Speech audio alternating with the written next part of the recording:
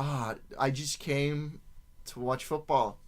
And then he whips out the scripts and he's like, I want you to feel my blank. Oh, I would do so much blank to you. That doesn't sound like a lot of football to me, Tom.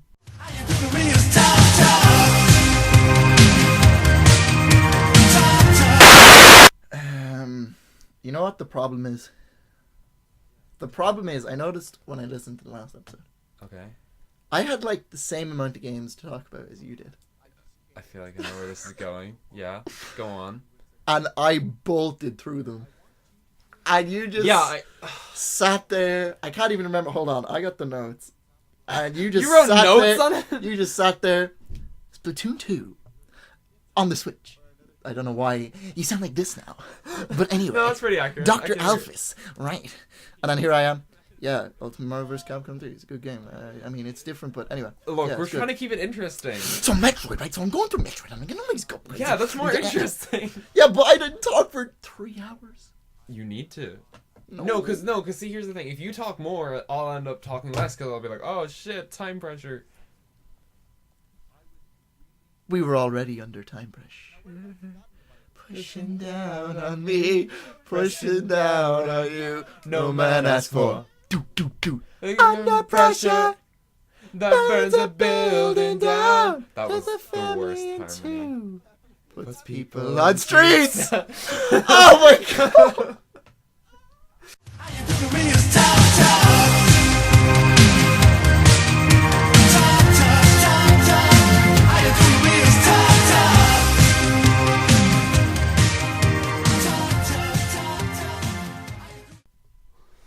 Hello, and welcome to the vodcast.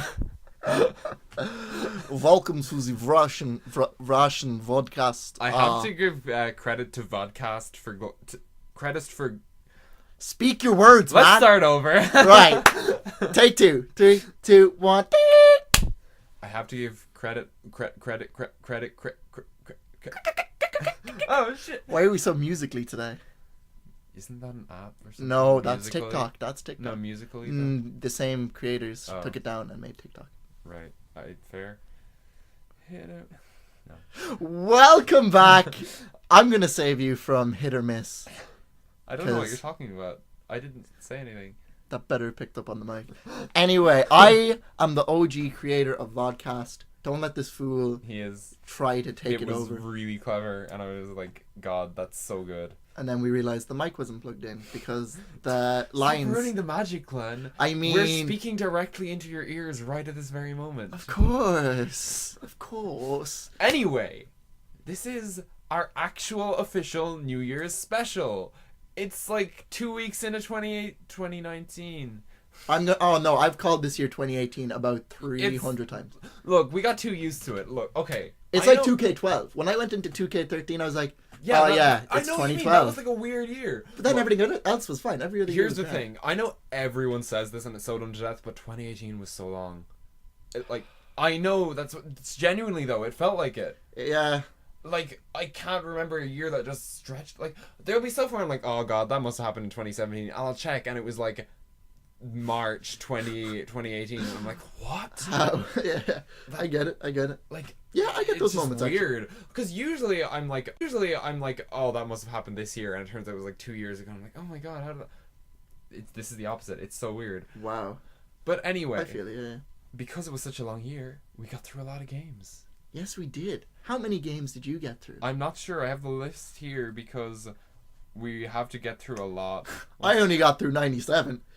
No, anyway, don't check that. I can't even find it now. Where is it? So basically, we're going to be doing I found our own Game Awards because the Game Awards sucks. Doo-doo. Also, we didn't play God of War, Red Dead, anything else. Celeste. Well, that's for 2019. That's for 2019. Just before we start talking about all the games, I know we're getting right into it because, time pressure. Time pressure. And just before what is the other episode going up with this one? What? Oh, I guess yeah, I suppose it will. We had a technical issue, but it's fine. Yeah, it will be fine. Some people already listened to it as well. Oh, okay. Okay, that's great. It was up for like 2 days. So it'll have 0 views then. when you put it up. For Pretty long much, term. yeah. That's fine. I'll listen to it. Yeah. Yeah, just before we okay, just say our format. We're not doing this as like really like a competition so much. No. We said we're gonna call it like a retrospective, where we just talk about all the games, all the significant games that we played in 2018, and then at the end we both kind of decide which our favorite of the year was. Yeah, that makes sense. Because we never agree on one. Because we won't. We would never. But before we start, I just want to get right into it and talk about some movies that I watched in 2018. This is going to be really short. I'm just going to talk a little bit about each one. And some I talked about in the podcast anyway. Oh, short. So it'll be 30 Only an minutes. hour, 30 yeah. minutes. Yeah, okay, of course. So, we're going to start off. This isn't really in chronological order because I didn't take a list as I was going. I just tried to remember them all. But I'm pretty sure one I watched near the start of the year was Akira. I remember that, yeah. Oh, like... It's like everyone knows it's a great movie. It's one of my favorite films ever.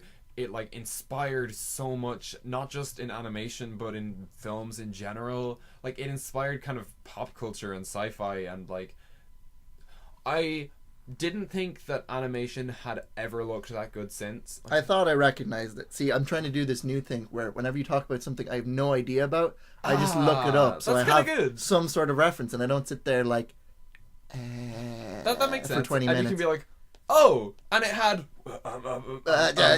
Nicolas Cage in it. Yeah, oh, a surprise. Wikipedia story. No, I've heard of this before. Like, I've seen... You haven't seen it, no? No, I haven't seen God, it. You should. But I've heard of it. Look. Was it like... It was in the 90s, right? Like, it's old. 80s. 80s. Like, I think it was... 88, yeah. Yeah, late 80s. Wow. Like...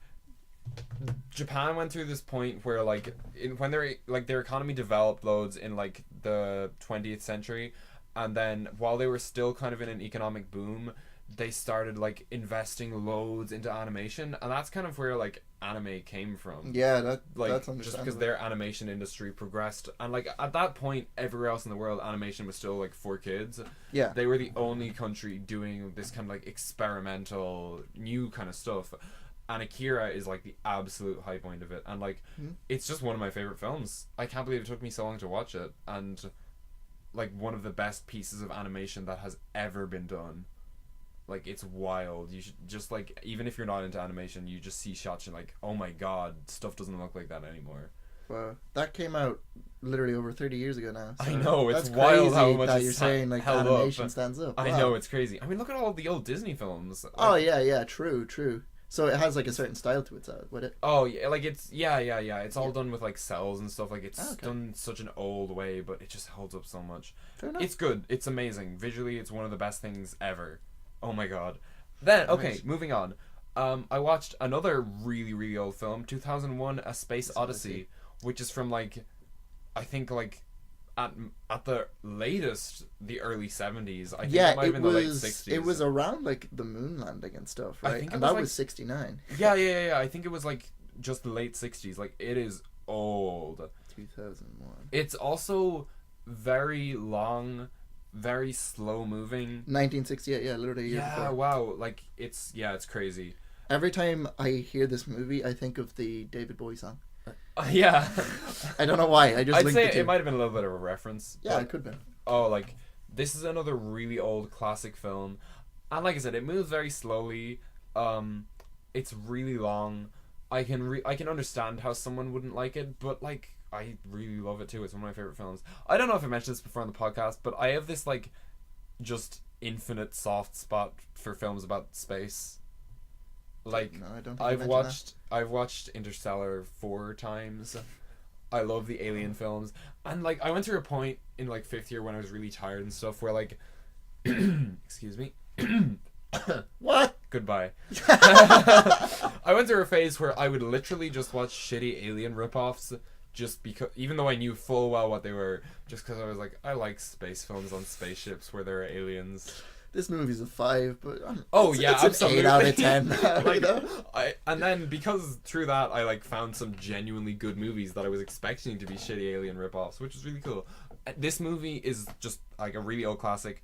I'd say most people who are like into it will probably have heard of it already. Like, yeah. If you don't have an interest, no, that's not even true. I would say give it a shot. It's surprisingly held up so well. Yeah, it's had a lot of influence. Like I haven't seen it, but I've seen a lot of other things where they're like let's say I can't remember what even it was, but I was I'm watching like if a you're talking fact about- video the other day, and it was Yeah. like, this is a reference to 2001 Space See- Odyssey, and I feel like I hear that a lot. If you've ever heard a joke about like kind of a computer or like a kind of computers coming to life, or there's this computer in it called HAL, which is referenced everywhere. Yeah, the little red dot thing, right? Yeah, the computer like that's referenced in Portal, Mhm. like that was kind of. Terminator?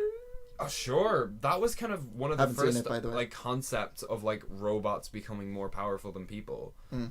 And it's so influential to like sci-fi and pop culture as well. It's see that. crazy. I see it. Next we got The Red Turtle, or otherwise known as La What? Tortue Rouge. It's a French-Swiss animated film. God. It doesn't have any words in it, so it doesn't matter that it's French. God. I kind of watched this because I was looking just for like a nice animated film to watch, and it ended up being one of my favorite films too. It's got a really cool animation style. It's like it's 2D, and it kind of, if you've seen Tintin, the people look a little bit like that, but it's like really crisp and the proportions are a bit more realistic. Yeah, it came out in 2016. Yeah, It was recent enough. Yeah, like, yeah. And it's like really brilliant film. It was kind of this, I think it was kind of a passion project by this one director. I think he was Swiss, possibly French though. Like French animation actually has a really long history and like a very unique style to it. Mm. Which, so like this kind of shows that a bit. Like a lot of French animation isn't very dialogue focused, and it focused on the visuals really strongly. Yeah, I can see that from the French. Yeah. I don't know what I like. You know, the French are always about like beauty and stuff. Yeah, and that's fair. everyone's like No, French I is get what like you the mean. most Yeah. beautiful That whatever definitely language does make kind of thing. sense. Yeah. So I can see that animation being a big thing for French people. It's like this film, like I said, it's like an hour and a half. It's just really strong on visuals, and the story is very vague and like not important. It's kind of just about the like theme and the feeling of it, and like it's a really different movie. And if you're looking for something exciting, it's not that. Right. If you're looking like, it's not even sad or like emotionally, well, it's emotional for sure, but not in a very direct way. It's a real experience. Right. Yeah, definitely. Like, I don't even think it provoked a really strong emotional response, but I really loved it. Okay. It's a special film, yeah. I That's recommend it. Next we had Face Off, which I watched pretty early in the year. Which I've actually seen a bit since. You were not sober Oh enough no, to like consider no, that scene. I wasn't watching it, but I just saw John Travolta get his face mashed Oh yeah, off. everyone was like, paying such close "What?" attention for that part. So weird, so weird. Look, I haven't seen it. I haven't seen the full thing, but it's weird. It's not a good movie. I love it. Yeah. Kind of. Here's the thing. I love it in concept. I really hate watching it. But also, it was a major factor in the Nick Cage meme that has, like, become me as a person. It's what sparked Nick Cage in you, you know. There was more. Oh yeah, there was others, but There was heavy Homestuck Nick Cage jokes. okay. That was definitely a factor. Face Off was really what cemented it, though. That solidified it. I think. It's an important film. It's terrible. It's hilarious. Like, it's about Nick Cage and John Travolta having their faces surgically swapped, and it's just the most ridiculous Yeah, thing and you in know, the world.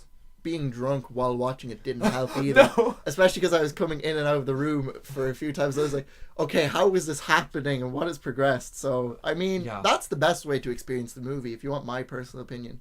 Yeah, get really drunk. You know what, That's what just watch Face Off. Have a couple of those White Russians. Big Lebowski out here. Another movie. The vodcast Ooh. promoting Oh, White shit. Russians. True. That's we got these callbacks out here. We got them. Wow. Next, I watched The Shape of Water this year, which came out in 2017, but The sad one. The sad movie. I guess, yeah. It's Ooh. there's a lot. It's Emotional. it's movie. like kind of a romance, but also it's Guillermo del Toro, who's one of my favorite directors, and his films just have such a strong aesthetic to them. Like, okay, look at the posters. They're all green, right? Yeah. Black. He's green. looking them up. His movies use color in such an incredible way. Like, one of my favorite films in the world is Pan's Labyrinth, which is another Del Toro film. And, like, I remember back when I watched it when I was, like, 15 and I, like, didn't really know anything about films. But, like, I just remember, even then, I was like, oh my god, the colors are so interesting. And actually, in art appreciation, a lot of the time they ask an optional question on films. And I always answer that question and answer on Pan's Labyrinth, just because there's so much you can talk about in terms of visual techniques. Right. Oh. It's one of like okay, Shape of Water. I didn't love it quite as much as Pan's Labyrinth. I still really really loved it. Everybody loved Shape of Water when it came out. Oh yeah, it was an massive Oscar success. winner. Yeah, yeah. It like won Academy Awards. I was like, oh, that's crazy. It's a brilliant film, and like it's kind of about the whole message behind the film. A lot of people would tell you, is sort of about being isolated or like excluded from a group. Right. Like the main character is mute, and there's another character in it who's gay, and it's set in like I don't know what time, maybe like 60s, 70s, something around then.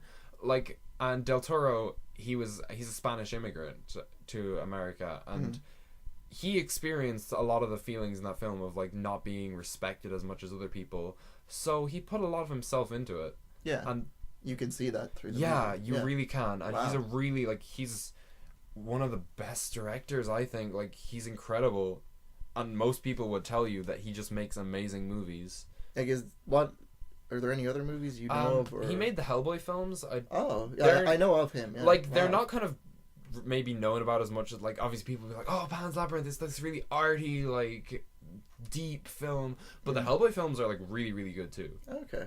And he's also made one called The Devil's Backbone, which has been recommended to me that I haven't watched yet, but apparently that's very good. 2019. Oh yeah, for sure. I'm gonna watch it eventually. He's like I don't know if any of his okay. You know what? That's a topic for another day. Oh god. He made an animated series and Nick Cage is in it. No. Okay. It's on Netflix. Then I don't care. And I haven't watched it. My little sisters have. You know what? Like I said, topic for another day. Yeah, topic Next for up, 2019. I watched Infinity War this year.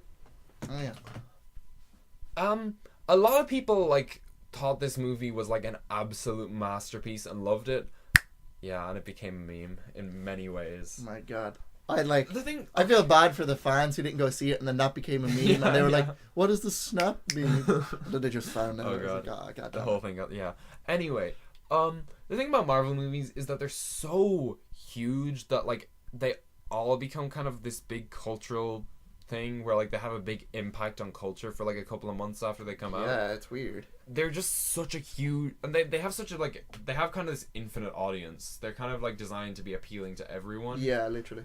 And I've seen a few Marvel movies. That's the thing, like everyone. And like will yeah, have, like and I'm like even Glenn I sit has. there Oh my and I'm god! like, wow, this is actually enjoyable. Like, and I have no context or understanding of it. It's really weird. Yeah. Oh, that's the thing. Like, you don't need to read the comics or anything either. Yeah. But Infinity War was a really great film. Like, it objectively was a kind of a masterpiece in script writing and like how they planned it, because they got like there were like 20 main characters who all got focused on and all got character development.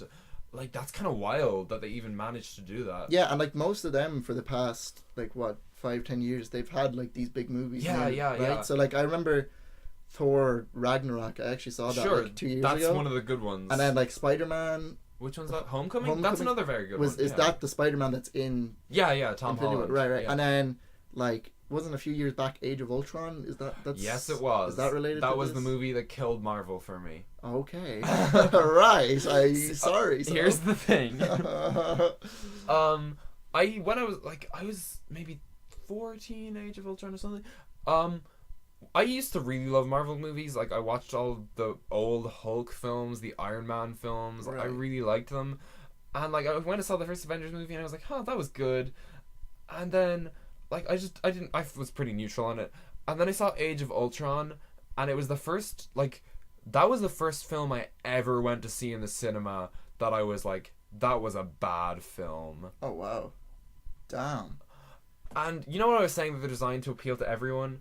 Yeah. At that point, that specific point in Marvel, Joss Whedon directed the 2 Avengers films, and it was like white bread.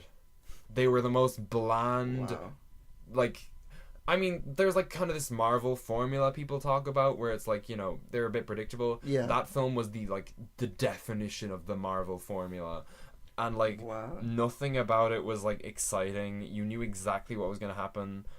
I hated that film. I didn't hate it at the time. I was like, that wasn't great.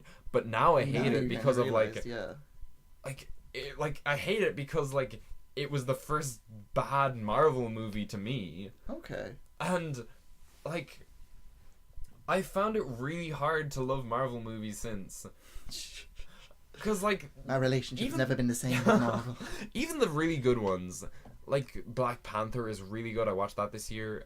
Thor Ragnarok I watched this year. Yeah. Like, they're really good, but they still have that little element of, like, very bland. Not even very bland. There's, like, that little hint of Marvel blandness it's still almost there. familiar. And, like, those movies, Thor Ragnarok especially, like, that has a real, like, unique style about it. And, like, it's not a bland movie, but something about me just can't get past that kind of you almost Marvel. feel like you just know. Like, yeah. You can't describe it, but you kind of just understand when you see it. And even the whole fact that, like, they become this big cultural thing afterwards. Yeah. Like, it almost takes away the soul from it a little bit more. Okay. And, like, Infinity War was, like, this technical masterpiece. Like, in script writing and everything, it was really good.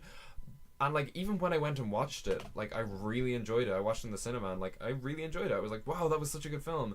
And then I just didn't really think about it at all afterwards. And it was like, it left nothing for me. Okay. So, in the moment... Yeah, like, it was so important. It's a really good film. Like, yeah. It just is a really good film.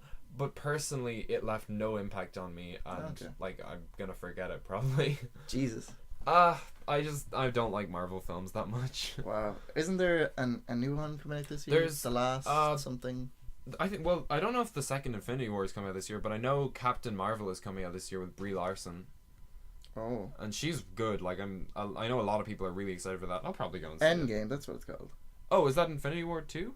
I have no idea. It must be Avengers Endgame. That must be the second. You're talking to the wrong person here. It sounds like it. I don't know. I'm not really up to date. I'm sure some people listening will know. It's coming out in April, apparently. So. Okay. Then after this, I'm gonna get into ones that I've talked about on the podcast. So I'm not gonna talk about them. There's one more that I haven't talked about on the podcast. This is probably the only time I'm gonna talk about this film on the podcast. No. Okay. I watched Hereditary this year. Do you know anything about that? I have zero idea. Hereditary... It's a horror film. Okay, I'd figure, because it's not a nice word. No. Hereditary... Like Okay. You just talk. I feel like this is almost therapy. I need to get this off my chest. Okay. You think of a horror film, and you think of something that's gonna scare you, right? Jump scares, like this kind of violin music, like the tension, okay. And like the kind of dark tension. There's like a bad guy. Mm-hmm. This is not that, and it's okay. Horror is there to scare you. This horrifies you. This does something that no other film has ever done to me. Oh, I thought you were gonna say this was the worst movie you've ever seen and you never want to talk about it again. I never want to watch it again because it was a really unpleasant experience. And like, see, I can't tell if you're meaning like it's really good that it was unpleasant. Is like genius. Okay, that's all I needed. It's like one of the best horror films. To be honest, I've not very experienced in the horror genre. Out of the horror films that I've seen, it is miles ahead of everything else. Even the really, really good ones like The Thing and like Alien. Like, it's something else. Right. It has like everything about this film, from like the shots to like the kind of visual objects that are in it, and like the soundtrack is unique. Okay. And there's this whole idea of it's about a family. Mm-hmm. It's about a family and the grandmother. All the trailers. Someone's dead. I'm not going to spoil it, but yeah. There are going to be. If you want to see this film blind, then no, you know what? I won't go into it. It's fine. I won't spoil anything. Good.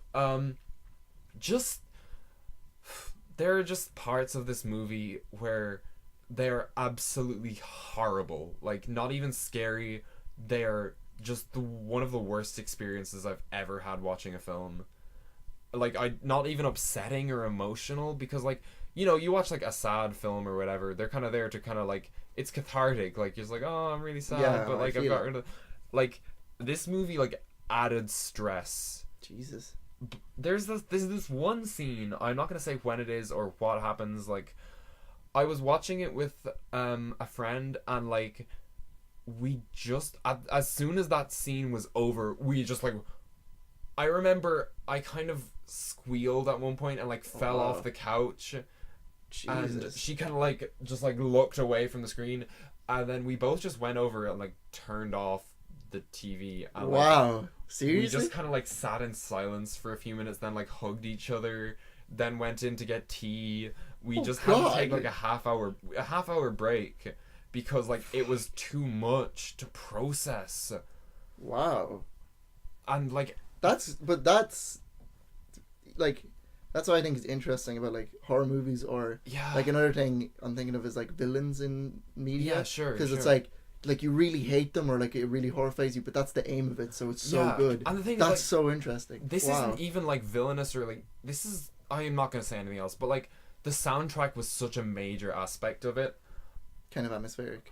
Like it's just like this beat getting louder and louder over the course of like 5 minutes, like well before the event happens. Right. And like then the shots start moving like faster and faster, and it starts like cutting between things really, really fast.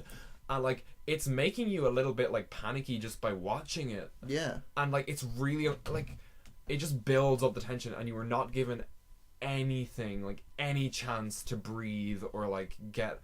And that's how it does it, kind of. But like the rest of the film, just like, I was already like kind of fucked up at this point. I just hated it, like, and the rest of the film just keeps getting like more and more uncomfortable. It's not even gets more uncomfortable. It's just like it keeps it at that level. Yeah, and, like, and that's never after that good. one thing happens, it's kind of the beginning of everything. Wow. And the rest of the movie, even when nothing is happening, you are just. I was just upset watching it because like I knew it had the potential to do that to me. Like I already knew that the film could do that to me, and I did not want to experience that again. Like that's kind of what it is. It's like it's not even tension from the film. It's like, oh, I don't want that to happen again. Please don't do that to me again. God, wow. And it's not even horrifying. Like it's not scary. It's something else. Right. And then towards the end, it kind of takes a turn and becomes a bit more of a traditional horror film. Yeah. But, like, it's still really, really good. And, oh my god, like, we both, like, said after this, like, we're not watching this again. Like, I will never watch that movie again. It was, oh, wow. I've never heard a horror been talked so high in my life. Everyone's it's like, really crazy. Oh, yeah, that really scared me. Yeah, because that's what they do. But this is like, you were straight up unnerved. This was Holy something. cow. Oh god, it's a really like. If you want a good time, don't watch this movie. But also, if you want a really bad time, if you want a really unique experience that nothing has ever done for you before, watch this. And okay, you know that scene I said we had to take a half-hour break after. I kind of on one hand, I'm really glad I didn't. But imagine seeing it in the cinema. You just have to sit there and suffer. That's the intent of the movie. Like, yeah. You're not given any breathing room afterwards. Like, God. it just... And, like, I feel like the effect would have been even worse then. Like...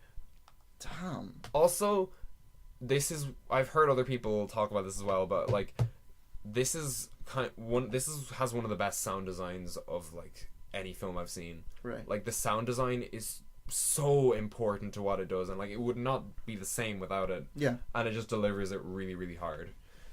That's Hereditary. It's like amazing. Jesus Christ, it's horrible and amazing. I was expecting you to absolutely tear into it's this. Like, I couldn't start. Never want to talk about this. Yeah. I was like, damn, this is a poor movie. That's Hereditary. It took up a lot of time, but it deserved it because Jesus Christ. Fair. The other films I watched were The Thing, which I talked about in the podcast. Really good. Little Shop of Horrors, which I didn't talk about in the podcast. That's a really good film. I've acted in the musical before. Oh, have you? I think I went to see that show. Oh wow, really? Yeah. Wow. Yeah, you were really good in it. I like that Jewish guy. The Jewish guy was really good. Who was he again? We'll never know. Shit. Anyway. God, anyway.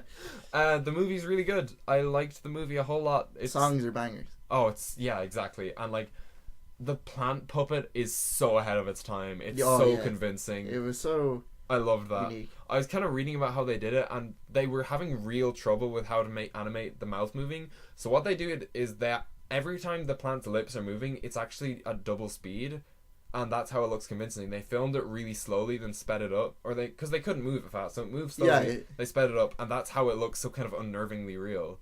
which is really clever. Yeah, wow. Little Shop of Horrors is a really weird, crazy, good movie. Little Shop. Watched Mandy, which I talked about on the podcast. At the time, I was just blown away by it. It was crazy. It's still a really good movie. I don't think it's like a masterpiece. I've heard other people say it's not great. I think it's really, really good. Okay. I think it's a really, really good movie. Not my favorite of the year, but it's very good. Okay. Good reflection. Bohemian Rhapsody, we talked about that. We did. It actually, Rami Malek won an Academy Award. I saw that, yeah. 100% deserved. Yeah, no, amazing. 100%. And then he was like, kind of shouting out Freddie Mercury and all. Oh, of course. I thought that was really nice. He's a cool guy. Yeah, it also won it won an Academy Award for Best Drama. It won an actual movie award, which I wasn't really expecting, but hey, it's a good movie. Yeah, I mean, I don't think there was any really outstanding bad actors in it. No, but, it's amazing in yeah, terms of acting, I think. Yeah. I mean, I guess we'd be kind of surprised, but that's a good thing to deserve, you know? It's a really good movie. I like it. Yeah. I watched Into the Spider-Verse, which I actually saw a second time recently, and it's already just as good.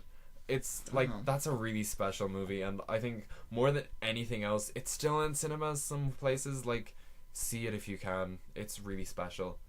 One last thing I want to talk about is that Buster Scruggs, which I talked about last time, it won an Academy Award for Best... a Golden Globe, not Academy Award. Was I saying Academy Awards this whole time? Yes. Sorry, Golden Globe. Golden Globe. It won a Golden Globe for Best Picture. I was very disappointed, but also there's been... people have been really angry over it because that's a racist movie. So I'm not alone. Hey, you got the call. You got the call. You know what really hurt, though? Oh, really? I was talking about Guillermo del Toro, my favorite director, one of them. I follow him on Twitter, and he made a list of his top 10 movies of 2018, and Buster Scruggs was on it. And you know what? I know better than Guillermo del Toro, so don't listen to that guy. Don't listen. He's a fraud. He's a fraud. That's my movies. We're done. What would be your movie of the year? What was your favorite movie to see? Do you have to ask? Spider-Verse. Of course, yeah. I was like, I don't know. He talked very, very highly about Hereditary, and then I remembered, that was like a 30-minute thing we did on the podcast of Into the Spider-Verse. So probably. You know what though? Akira was right up there too. Okay. So is Space Odyssey, and so is The Shape of Water. Okay. They're all really brilliant films. I think Spider-Verse was Akira was a really important film too. Both of those were kind of genre defining for animation. Yeah. But I just like Spider-Verse a little bit more. Yeah, okay. That's fair enough. Yeah, that's movies done. Yeah. Woohoo! And now, time for the main event. Get your popcorn ready. Sit down. Stop talking. Yeah. Yes, you in the middle row. I see you. I hate when that comes Odeon. on because I'm always in the middle seat. Why and are I you can in just the middle? Just don't sit in the middle seats. Why am I in Odeon? Why? Yeah, why are you? Why am I? Wait, what the hell? Dude, when have you ever gone to see it? So we're doing the main event. Some video games. Yeah, 2018. 2018. The Vidya Games. The Vidya Game Awards. The Filler Dialogue Game Awards. Let's go. So what I tried to do is try to organize them roughly chronologically. Oh god, no, I did not do that. Oh really? I just did from when I recalled playing them. So most of them were at the start of the year, and then it kind of went down. Well, either way, it doesn't really matter. Just are we gonna bounce back so that? Yeah, that's what I'm you not do one, talking I for do 3 one. years. Oh no, we have to do it like that. Also, we're gonna try and keep it short, except for maybe a couple of exceptions. So yeah, the standout ones, maybe a little bit more time, but we're gonna race through. Do you have any movies you want to talk about before we start? I'm not expecting you to say yes, but if you want, go ahead. Really? No. That's fine. I will try watch more movies this year. That's a good resolution. Just for this podcast. Well, we do. Even if we did the segment every second episode, I think it would be so funny hearing your takes on Star Wars and stuff. Oh, no, not Star Wars. You don't have to watch all the Star Wars films, but okay, you're starting games. Okay, sure. So. Do you want to see if you can start with the first game you played in the year? If you can, do you think you can? Oh no, I know, but okay, no, do what you want. Okay, right. So, the first game I have on the list is Bayonetta. Okay, I've never played either of those games. I'm gonna spoil this award already. The most disappointing game of the year was Really? Bayonetta. Jesus Christ! Damn, that's harsh. Okay, so I've heard good things about it. The concept and the whole the aim of the game, what it was trying to achieve, it just didn't do it. Really? It's so massive and it's on such a large scale, and it just isn't it kind of like Devil May Cry? Yeah, and I played Devil May Cry this year, and I'll get to that. Okay. But Basically, It's an old game too, though, right? yeah, but it came out in the 360. Okay, not that old. It's it's relatively new, and like fighting, like beat 'em ups kind of relate to fighting games, so I'm kind of familiar that's fair. with that in a way. And Bayonetta has one of the worst. Oh, wow. Okay, no, the combos are good, but it has one of the worst attack buttons in the game, basically, no. right? So heavy attacks in this game are pointless, and that's so Damn, bad for a weird. beat 'em up. Yeah. Because you can do it to like just stagger somebody or maybe finish them off because it does a lot of damage. You should always on have its that kind of risk rewards. own. Yeah, or just finish off a combo. The heavy attacks in this game do nothing. Damn. They stagger very weak people earlier on, and that's fine. But then in the later part of the game, and I was playing on normal difficulty, right? Yeah. The heavy attacks will stagger them, and they will recover before you do, so then you get hit. They don't have a lot of range. Oh, so that's kind of great. I like that. So you'll miss for doing them. Nice. Or sometimes you'll hit them and they'll have like super armor basically. And this is supposed to be your strongest move in your arsenal. And they just don't get phased by it. And then That's they just sad. break through. And like, I'm in the middle of playing Devil May Cry 4. Okay. And Are we moving on to a new game now? no, I'm just saying in Okay. comparison. Okay. And like the heavy attacks in that game, like you feel a lot of weight behind them and you feel like so satisfied when you hit them. Yeah. Bayonetta does not do that at all. Right. Witch time is clunky. It's so hard to activate. Yeah. And even if you're like dodging, you never accidentally hit it. Like you have to go out of your way to get it. Have you played Bayonetta 2? No, but I've heard it's improved a lot. I played a little bit of Bayonetta 2 at a friend's house, and it felt pretty cool. It felt like a good game. I need to play that because everyone says the second one improved. And I saw him playing it a lot, and it looked a lot better than what you're describing. Yeah. Oh my god. I mean, like the overall story was fine. It kind of got bad at the end. Damn. But like the designs are cool. Yeah, like yeah, Bayonetta cool. and like all the giant monsters. Like you've seen. I love those. The giant chompy dude. I Yeah, can't but remember even his like name. all these kind of angels that are really messed up. Yeah, and the lore is great as well. It's kind of, it reminds me of something else. I can't remember what, but yeah, it's definitely inspired by something else. But like, it's cool. Like, Yeah, it you adapts kinda- it really well. Yeah, the world of it is definitely great, and the characters are great and stuff, and the relationships that they build. But then there's just so many letdowns throughout the game. And then there's like there's high points. There's a boss you'll fight, and there's one boss in it I thought was really good. If we You're talk like, about this every game for this long. it's literally just about that. Okay. And you're like scaling this boss, and like it's in a whirlwind, and it's really cool. And then you play the next level, and the next level, and the next level, and then you get to the final boss, and you're like, wow, okay. Very disappointed. I hope the second one's better. When did you play it? About 3-4 months ago. Oh, Relatively so recently enough, yeah. Yeah. Okay. But the soundtrack's good. Hey. The end. Fair. Bayonetta's a disappointment, but if you like it, I don't blame you. Hey. Okay. Mine is roughly in chronological order. Like I said, I should try to remember it later, so it's probably not. But I do know this: the first game I played in 2018 was Fire Emblem Echoes: Shadows of Valentia, because I got it for Christmas. Oh yeah, I remember. Yeah. That is. A lot of people have a lot of criticisms of it. I liked it a whole lot. I think it's a really, really good Fire Emblem game. It's harder than Awakening or Birthright, or 'cause Conquest is hard in a weird way. I'll talk about it some other way. Yeah, I've this heard felt Conquest hard. is weird. This felt hard in a normal way. Yeah. Just that it's hard. And I liked that. And I think Shadows of Valentia has the best story of any Fire Emblem game.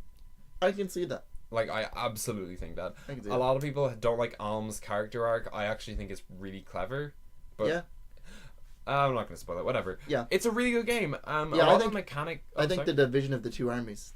Yeah, is it's interesting. cool. I like that a whole lot. I don't know, like even for the gameplay aspect, but then also it has a story kind of reason as well that I'd imagine I have no idea. I have to get around to playing that game, but I like that separation kind of thing. It's from two different perspectives in a way. Also, the character art is so good. Yeah, the art's amazing. It's it really is. This is like I'll one admit, of my yeah. favorite arts in any Fire Emblem. I love Kozaki Yusuke, but this kind of has such a cool aesthetic to it. I agree. Even the character design, like the armor, all of that has such a cool feel to it. Like Yeah. it's its own world. Just kind of the period that it feels like Yeah, it's going yeah. around. It feels just like it's different. so different, yeah. Yeah, and just, yeah, a lot of people hate the maps. The maps, there are some bad maps. I don't think it's the worst in the That's world. hand in hand with every Fire Emblem, though, really. Like, I don't think it's all that terrible. I think people make a big deal of it. But hey, whatever.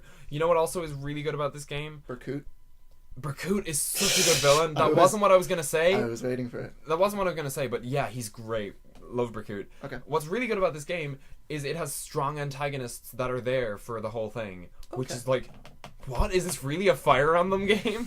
Like, the final boss feels like it has stakes. Okay. And the resolution, like what the implications for killing the final boss change that world. And I think that's something that Fire Emblem falls down on in almost every single title. Yeah, it does. Like, yeah, the final boss battles are just... It does generally lead to a letdown. Yeah. I agree. And this is not only, like...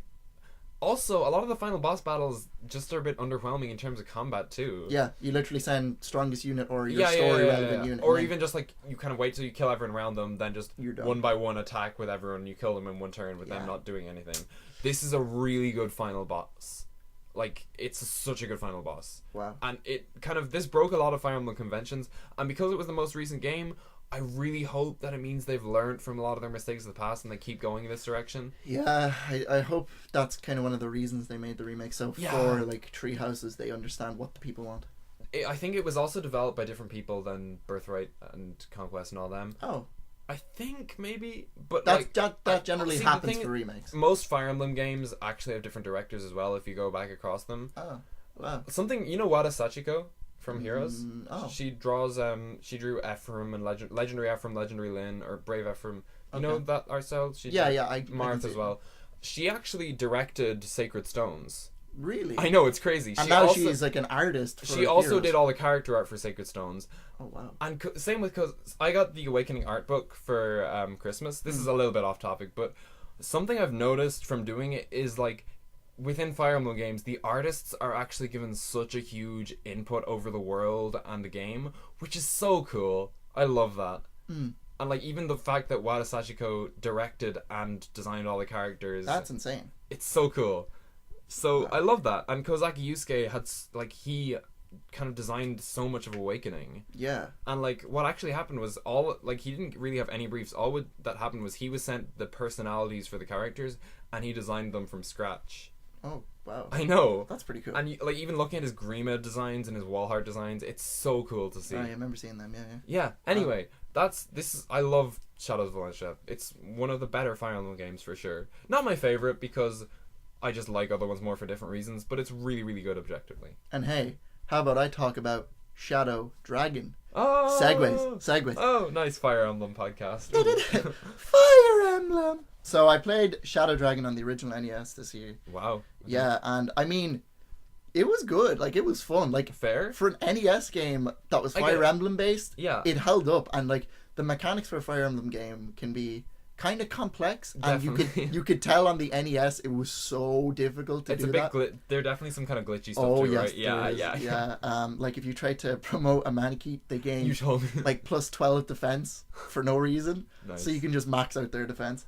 And like when it comes to the stuff in your, what do you call it when in your base kind of thing, like when you store weapons? The convoy.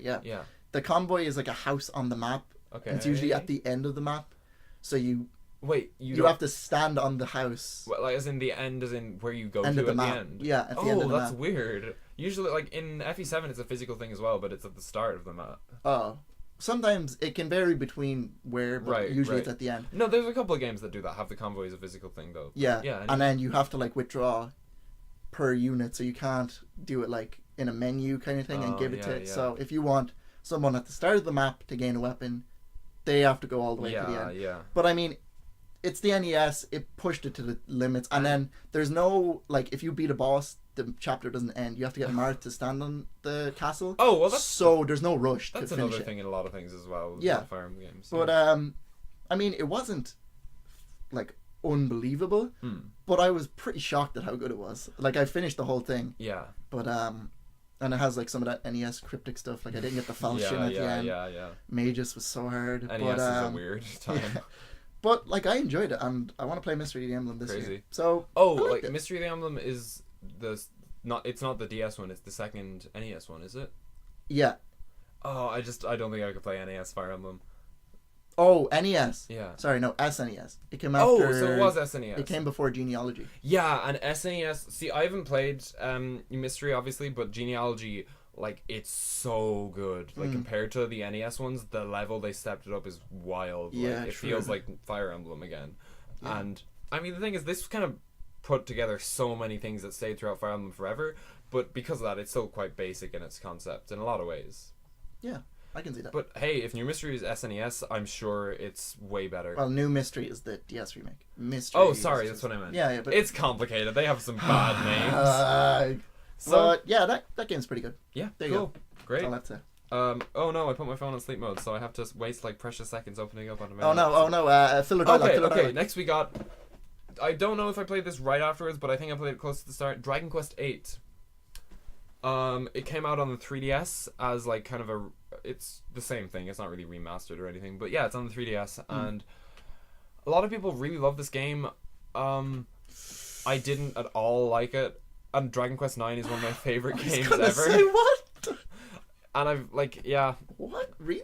It's so basic in its concept, like, which is weird because earlier Dragon Quest didn't seem like that. There was like 4, 5, 6 seem really creative. I haven't played them, but from what I've read, Yeah. and Dragon Quest VIII is like the most basic aesthetic even. Oh wow. Like with Dragon Quest IX, it has like it is a DS game. The graphics are not good, but it has such a strong aesthetic. Yeah, it and, makes like, up for it. Every single town in that game has a completely unique feeling. Even that there is one like kind of stereotypical medieval city town, but because you've never found, there's nothing else like it. When you get to the town, you're like, oh my god, this is so cool. Yeah, it stands out. Every single town in this game feels the exact same. There's a castle in it. It's like grey brick. It's so disappointing. Wow. Like the character, it feels weirdly balanced. Everyone just used swords. Oh. Okay. The armor feels like you're kind of like, say, and here's the better one, so you buy this now. Like with Dragon Quest IX, you had so many options. Like, right. Damn, I could equip this one or this one, and this one gives me stronger magic, but this one gives me a Yeah, little bit you more kind of defense. lose traits, but this one's like, okay, oh, and once this you one get gives here. a load of defense, but lowers your speed. And it's like this, you have to take all. With this one, it's like, here's the better armor, take this one. Oh, I hate games. And you know what? I didn't finish this game. I played like 15. No, less. I played like 10 hours maybe, and it just was not interesting me. Damn. And Wow. my least favorite thing about this, and something, you know what, one upside, it made me appreciate Dragon Quest IX more. That's always something you needed. With this game, the bosses, and this is a problem in a whole lot of games, I'm sure, but the bosses just felt like they were obstacles. They were just there because the thing you need is behind it, but oh no, it's a boss, now you have to fight them before you can progress. Yeah. In Dragon Quest IX, every single boss had stakes. Okay. Which is crazy for a JRPG. Like, Yeah. even, there's like these kind of, obviously at the start, there's sort of like smaller bosses before you get into the real swing of the story. Yeah. Even the smaller bosses had implications for the towns. Like, there was this kind of like Black Knight terrorizing a town, and like the king was like really worried the town was kind of shut down. Oh, wow. And then once you kind of defeat him, the town opens up again. It's like, wow, that really helped people find, like, killing that boss. Yeah, if there's I a didn't reason. kill him, there would have been bad things or whatever. There's another boss comes a little bit after it, who was kind of responsible for that guy in the first place, and it's like, well, she's evil. Like, she kind of, you've already seen her influence in another place. Yeah, so gotta now, stop that, and right? she's not a major character. She's just this one boss, and she still had wow. implications. That's interesting. Like, you literally just kill her and she's gone. Wow. It's really cool. And even right after that, there's this guy called the Raging Contagion. That game has such good names. I love it. Someone help. I'll talk about it another time. But like he's like kind of making a whole town sick, and it's like, oh my god, this is really bad. People are dying. In this game, one of the bosses was you were trying to go through a secret passage as a shortcut to this place in a monastery, and just this like zombie shows up, and it's like, well, I guess I have to fight him before I go, and then you kill him, and nothing is mentioned about him before you fight him, nothing mentioned about him after you fight him, and there are multiple bosses. Pretty much every boss I'd fought in the game up to that point. Yeah, like that's that. annoying when there's no link attached to the boss, because you're like, why should I kill him anyway? What is the point in fighting them? There's Right. actually no stakes. Like, he's an invisible wall, basically. Yeah, basically. That's the only reason he's there. Oh, it's annoying. I was so disappointed with this game. I still think I might come back to it eventually, because so many people love it. It must have good points. Maybe, yeah. But it's just really boring up to where I played. I felt like I was forcing myself to play it, which is just bad. Yeah, no, you should never do that. Don't like that game. Wow. Go on, you. Okay, don't get cranky with me because Dragon Quest 8 upset keep you. it going. Go. Alright, so the first game I actually played this year was Ooh. Xenoblade Chronicles 1. Oh, here we go. Best story of all time. Prepare for another 15 minutes. Play that game. Okay, go. I'm waiting. Go. No, you go. No. Oh, I'm done. Okay, you know what? That's going to be in a nostalgia section at some point anyway, right? Yeah, of course. Yeah. Anything you want to say about it before we move on? It has a fantastic story, and it is one of the, if not the best JRPG I've ever played. You haven't played Dragon The Quest end. 9, then. You know what? You've played Dragon Quest 8, though. I also have some opinions on Xenoblade. Oh, so here no. We'll get to that eventually at some point on another podcast episode. Okay. Next, you know the way we're talking. Okay, keep in mind this whole time that we are talking like one of these games is going to be our game of the year. Yep. So anything can happen. Bayonetta, game of the year.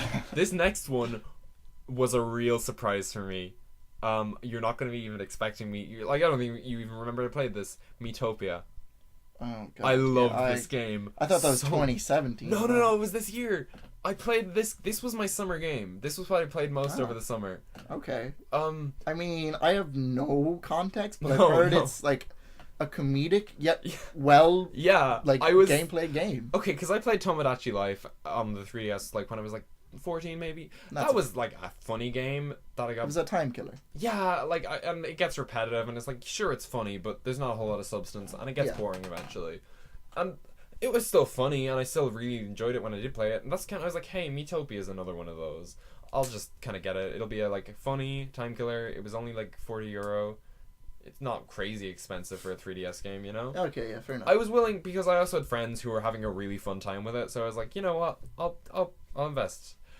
And like it just shocked me. This is a really, really good game, and I will come back to it. Like I know I will because I just had so much fun with it.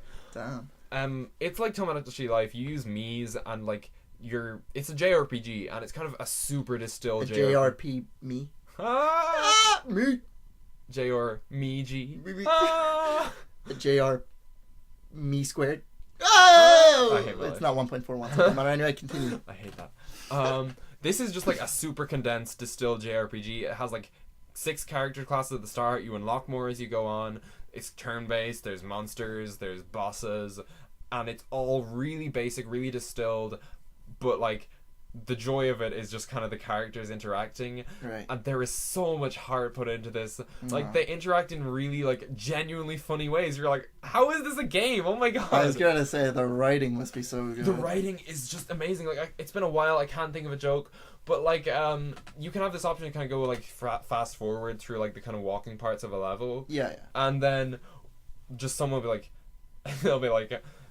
They'll just start panicking and be like, God, slow down the pace a bit. And it's just like, wait, why are you reacting to this stuff that is not anything to do with you? The fourth wall break. And like they'll kind of be like talking to each other, and there's all these scenes where like obviously it's about like the kind of characters grow bonds between each other as it goes on as well. And there'll be this like heartfelt scene where they're giving each other a present, and someone will be like, oh, thanks. And then some in the background, another one of their friends will like poke their head up through the window and make this scowling face, and you're like, huh? Oh, those me's. And like so sometimes they react really badly to presents. They'll be like, thanks, I suppose, and you're like, Jesus, why are they roasting each other? And like the thing with Tomodachi Life is you had a huge amount of influence over what kind of happened. This is almost just kind of like you're kind of a spectator almost. Yeah, it's kind of like you're a watching show them do their own stuff. Yeah, right. Wow. It's so entertaining, and like obviously you're making Miis. Your main characters can be absolutely anyone you want, but also every single NPC in that game you can make who they are. The final boss you can make who they are, which can lead to some really funny stuff. God, I can imagine. The Great Sage, who is kind of this like benevolent guiding force. It's just everything is really customizable, and you can make stuff so funny. And if you're not bothered making NPCs, which most people aren't, it has this whole bank of like quality Miis that people have made and uploaded that will autofill them with, and they're like celebrities and other game characters. Like Waluigi was one for me, and it's still really funny. The main characters, you decide who they are. I made them all just kind of like my friends in real life. Glenn featured in it. What was I, a wizard? You were a wizard. I'm a wizard. You were a laid back wizard, and also Sounds like you have me. to pick a character trait for them. But it's just so clever with everything it does. The trait determines how they interact with people, but it also determines like combat stuff. Stat lines, right? Laid back people will sometimes just be kind of lazy and just like attack really weakly. That does not sound like me. And they're like really chilled and like they don't kind of care about status effects that much. And it's just all this cool stuff where it integrates the personality into like how they work in combat and changes their dialogue lines as well, so you can kind of be like, God, that actually is something Glenn would say, and it makes it even funnier. Oh, I would never have said whatever he said. Let it be known. I'm one of a kind. I think there's one, I forget what the actual game term is for it, but it's like there's one kind of like, it's like absent-minded or something, basically. I made myself that, obviously. Yes, of course. And You did. that was like really funny as well. There were so many stuff like, God, I feel like this game is making fun of me. Yeah, but you don't mind. You don't No, mind. I loved it. And like, I think it was made even better by the fact that I wasn't expecting something this like heartfelt. Right, yeah. But like, it's just a really brilliant, unique game with such good writing. And like, think of the localization effort that must have gone into this to God, make it that must have funny been in hell. English too. But it's just so good. They it pulled it off reminds really me well. of like, it reminds me of like a typical game, and then like somebody's like hacked all these like Yeah, random yeah, characters as yeah. NPCs, but it's like an official game Yeah. where it's customizable. That's And crazy. That's the thing, like, it's such a pared back, simple game, but they also do some really weird new stuff with combat that you wouldn't expect. The Right. combat system is really cool. Like, it doesn't fall down anywhere. Like, they could have just made kind of the bones of a game and made all the funny stuff over it. Yeah. But it's a good game, too. Wow, that's a nice plus. And you know what's absolutely crazy? The final boss soundtrack is like this wild, actual final boss music. The soundtrack is so good. It was actually made by the same guy who did, like, Rhythm Paradise. Oh wow. I know! Jesus. It's crazy! Game had a budget. I know, and it's just like, it was one of my favorite games like of 2018. Like I would say top 10 of 2018 for I sure. don't blame you. It sounds like a blast. It's just really fun, and it's so lighthearted. You're not kind of like, you're not like kind of putting any real focus into it. It's just it's really fun. I actually have nothing bad to say about it. I think it delivers on everything it tries to do. Great game.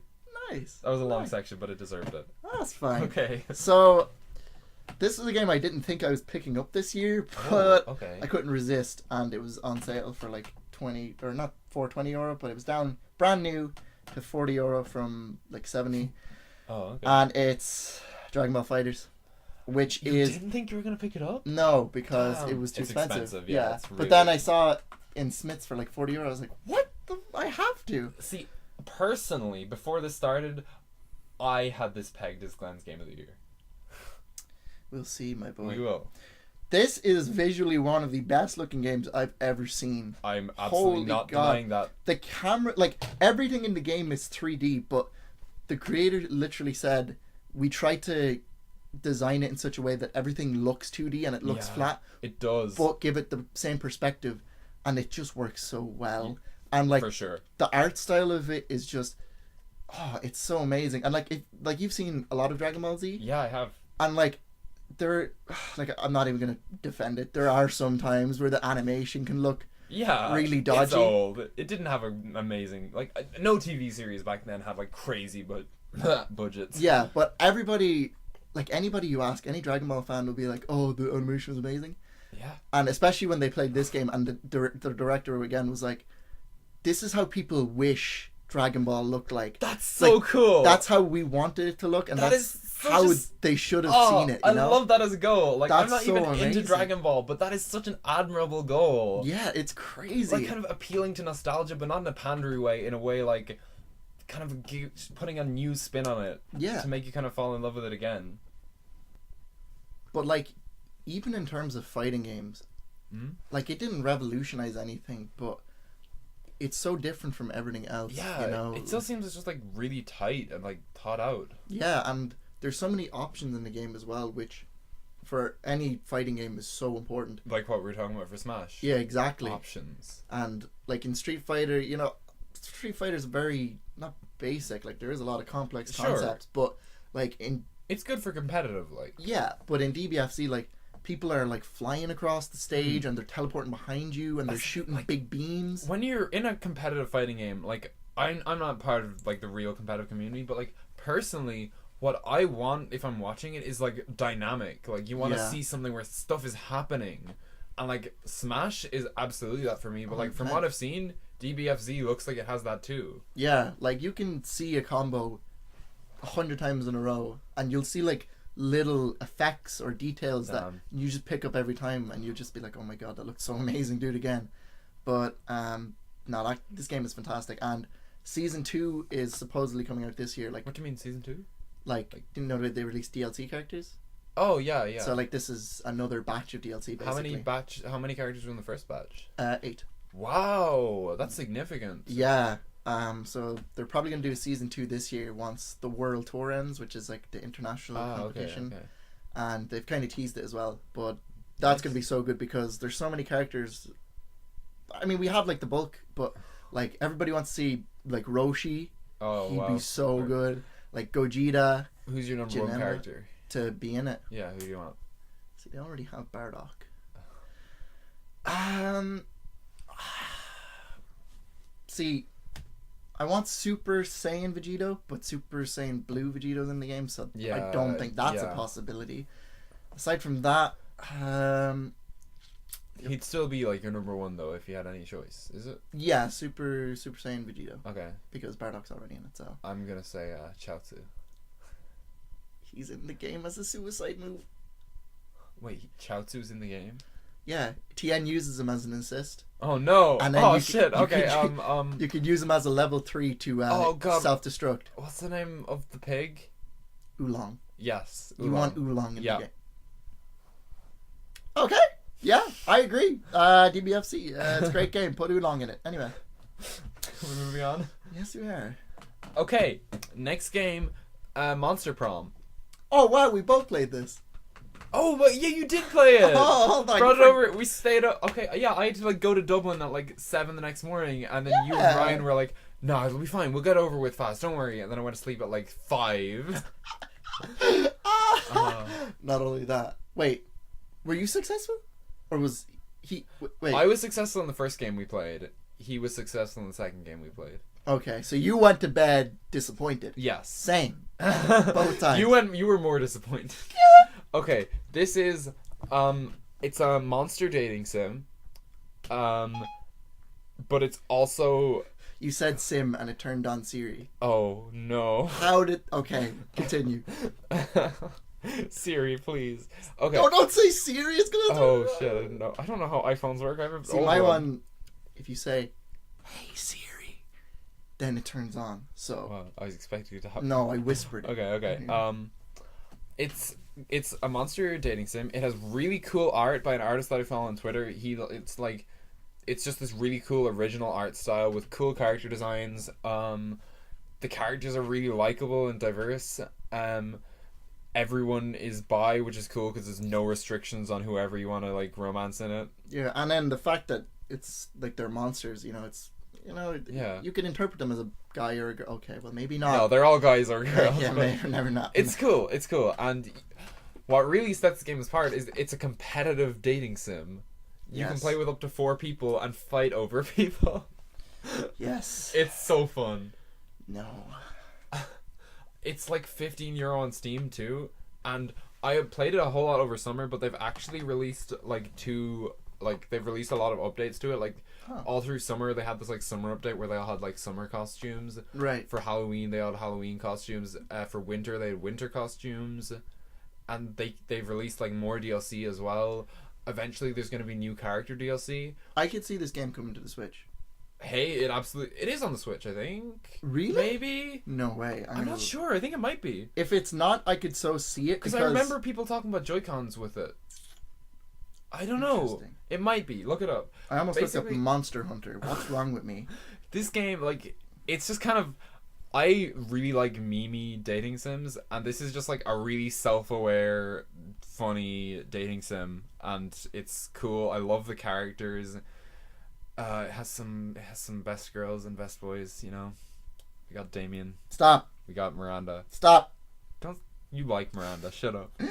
True. No, it's not on Switch, but Oh, okay. I could, because stuff like Hollow Knight, right? That came out years True. ago, but then it came out on Switch. Yeah, and it did. stuff like Shantae, right?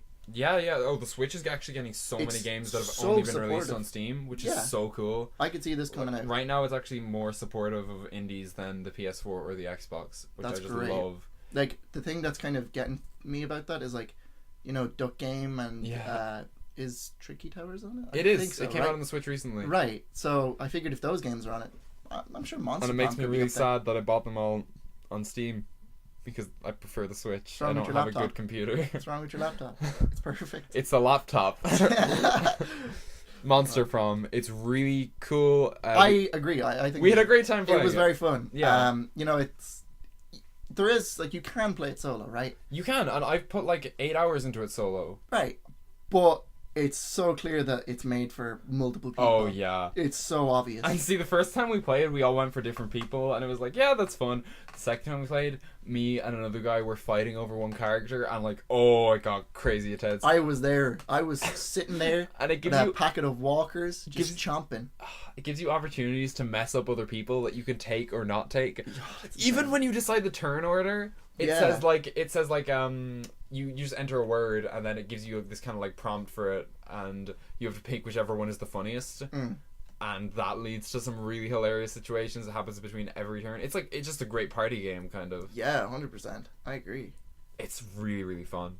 And really worth €15, I recommend. Had a True. great time with that. Especially if it's on like sale or something. Oh Definitely yeah. pick It it goes up. on sale for like €9 sometimes.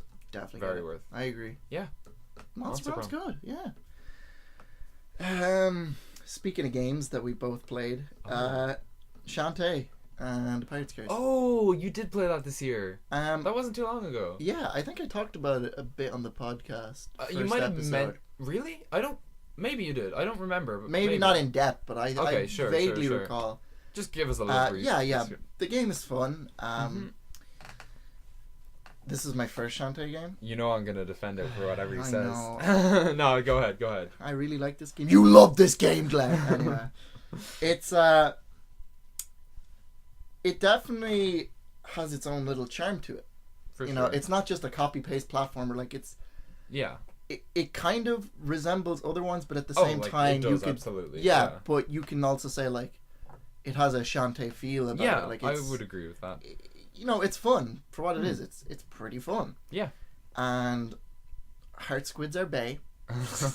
You did say that. You said the heart squids are your weakness. I agree. They're these little squids that you use to power up. But yeah. You know I got all those squids. Hey, same. I 100% of that game. I got 93%. Ooh. Which is weird because, well, isn't there like a secret level or something at the end? Oh, Or like a labyrinth or something? 'Cause I I got all the... You fought the actual Tinker final Bats. boss, right? Yeah. And I think I got the true ending. And then Yeah, I like- got all the Tinker Bats and I got all the heart squids. And yeah, then you got the true ending. But I'm only at 93%. I don't know. Weird. I think there's maybe like some exploration, like maybe the map counts or something. I'm not sure. Maybe. But anyway. Everything you buy in the shop counts. Okay, I don't have everything bought in the shop. Yeah. Okay, that's fine. I didn't miss out much. I just mean like all of the power ups and stuff. Like Yeah. your hair power up and that kind of thing. Yeah, Yeah, that's okay. that's. That's fine. I'm just gonna open the window because it's really warm in Please here. do. Oh my god.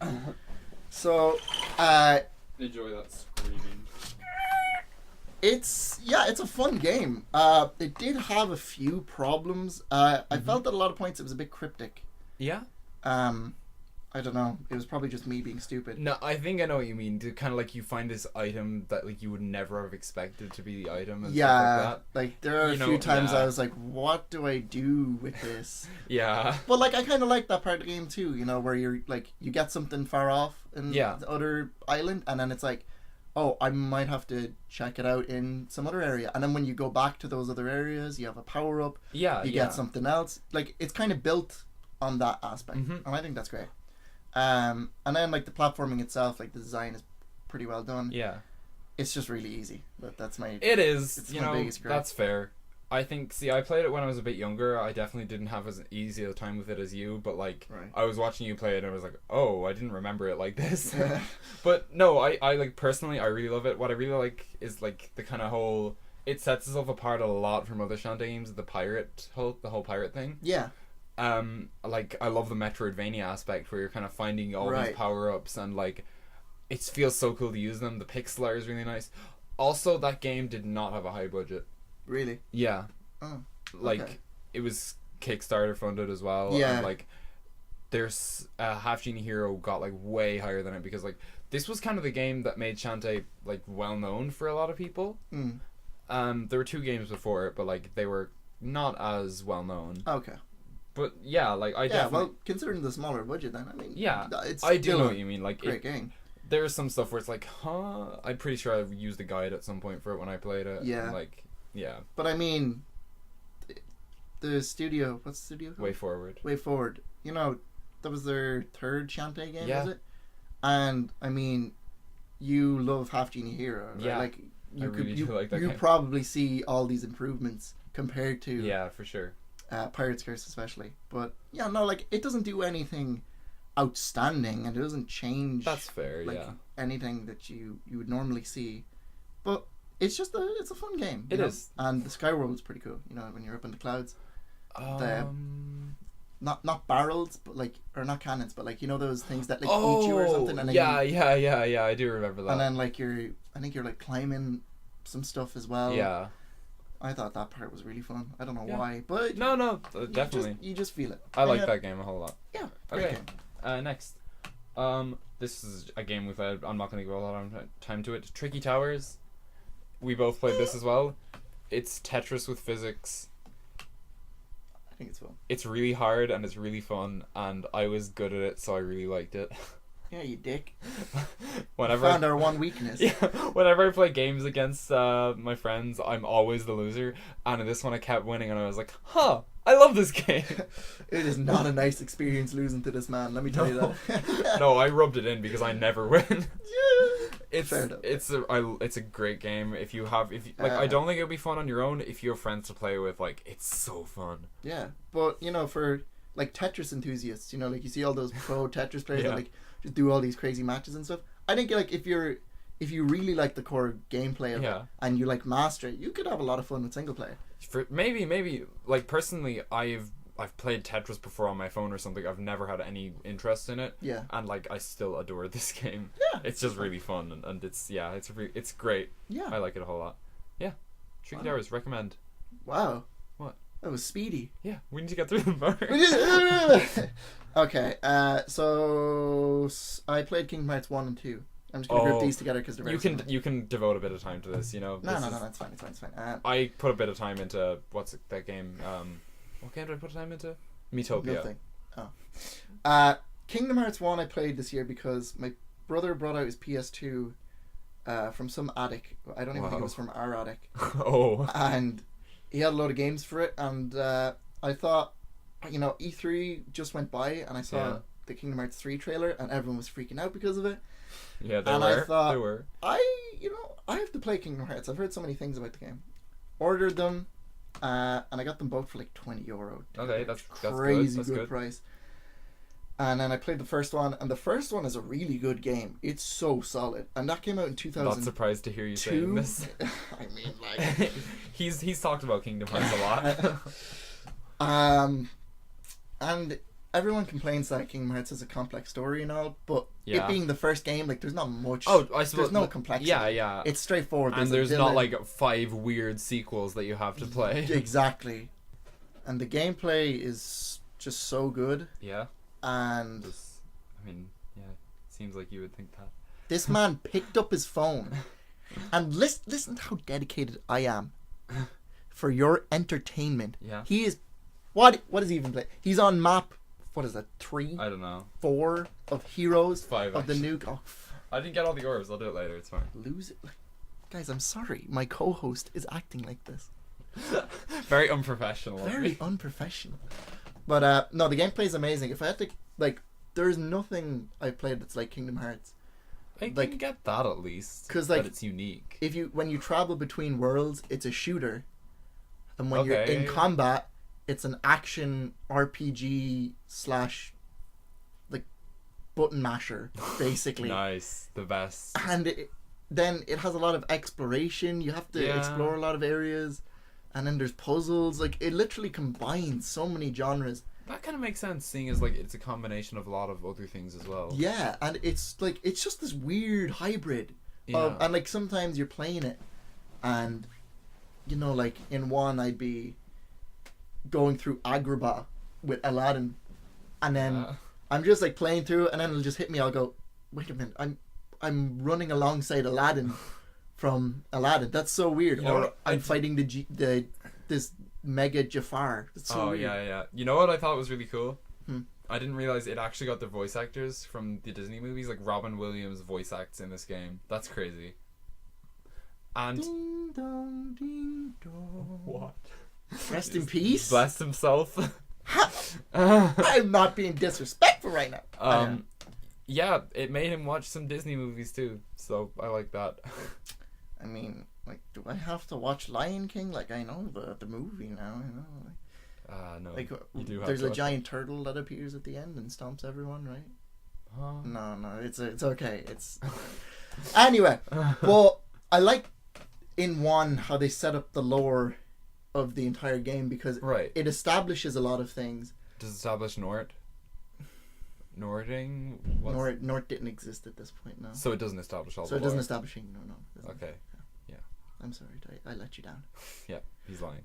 But like, it doesn't establish exactly where, like, the Heartless, which is the main enemies, it doesn't establish where they come from, but like, there's like, you know, Merlin the wizard From old legends. I don't know anything about him from this. He's in like some Disney movie. I can't remember. Oh yeah.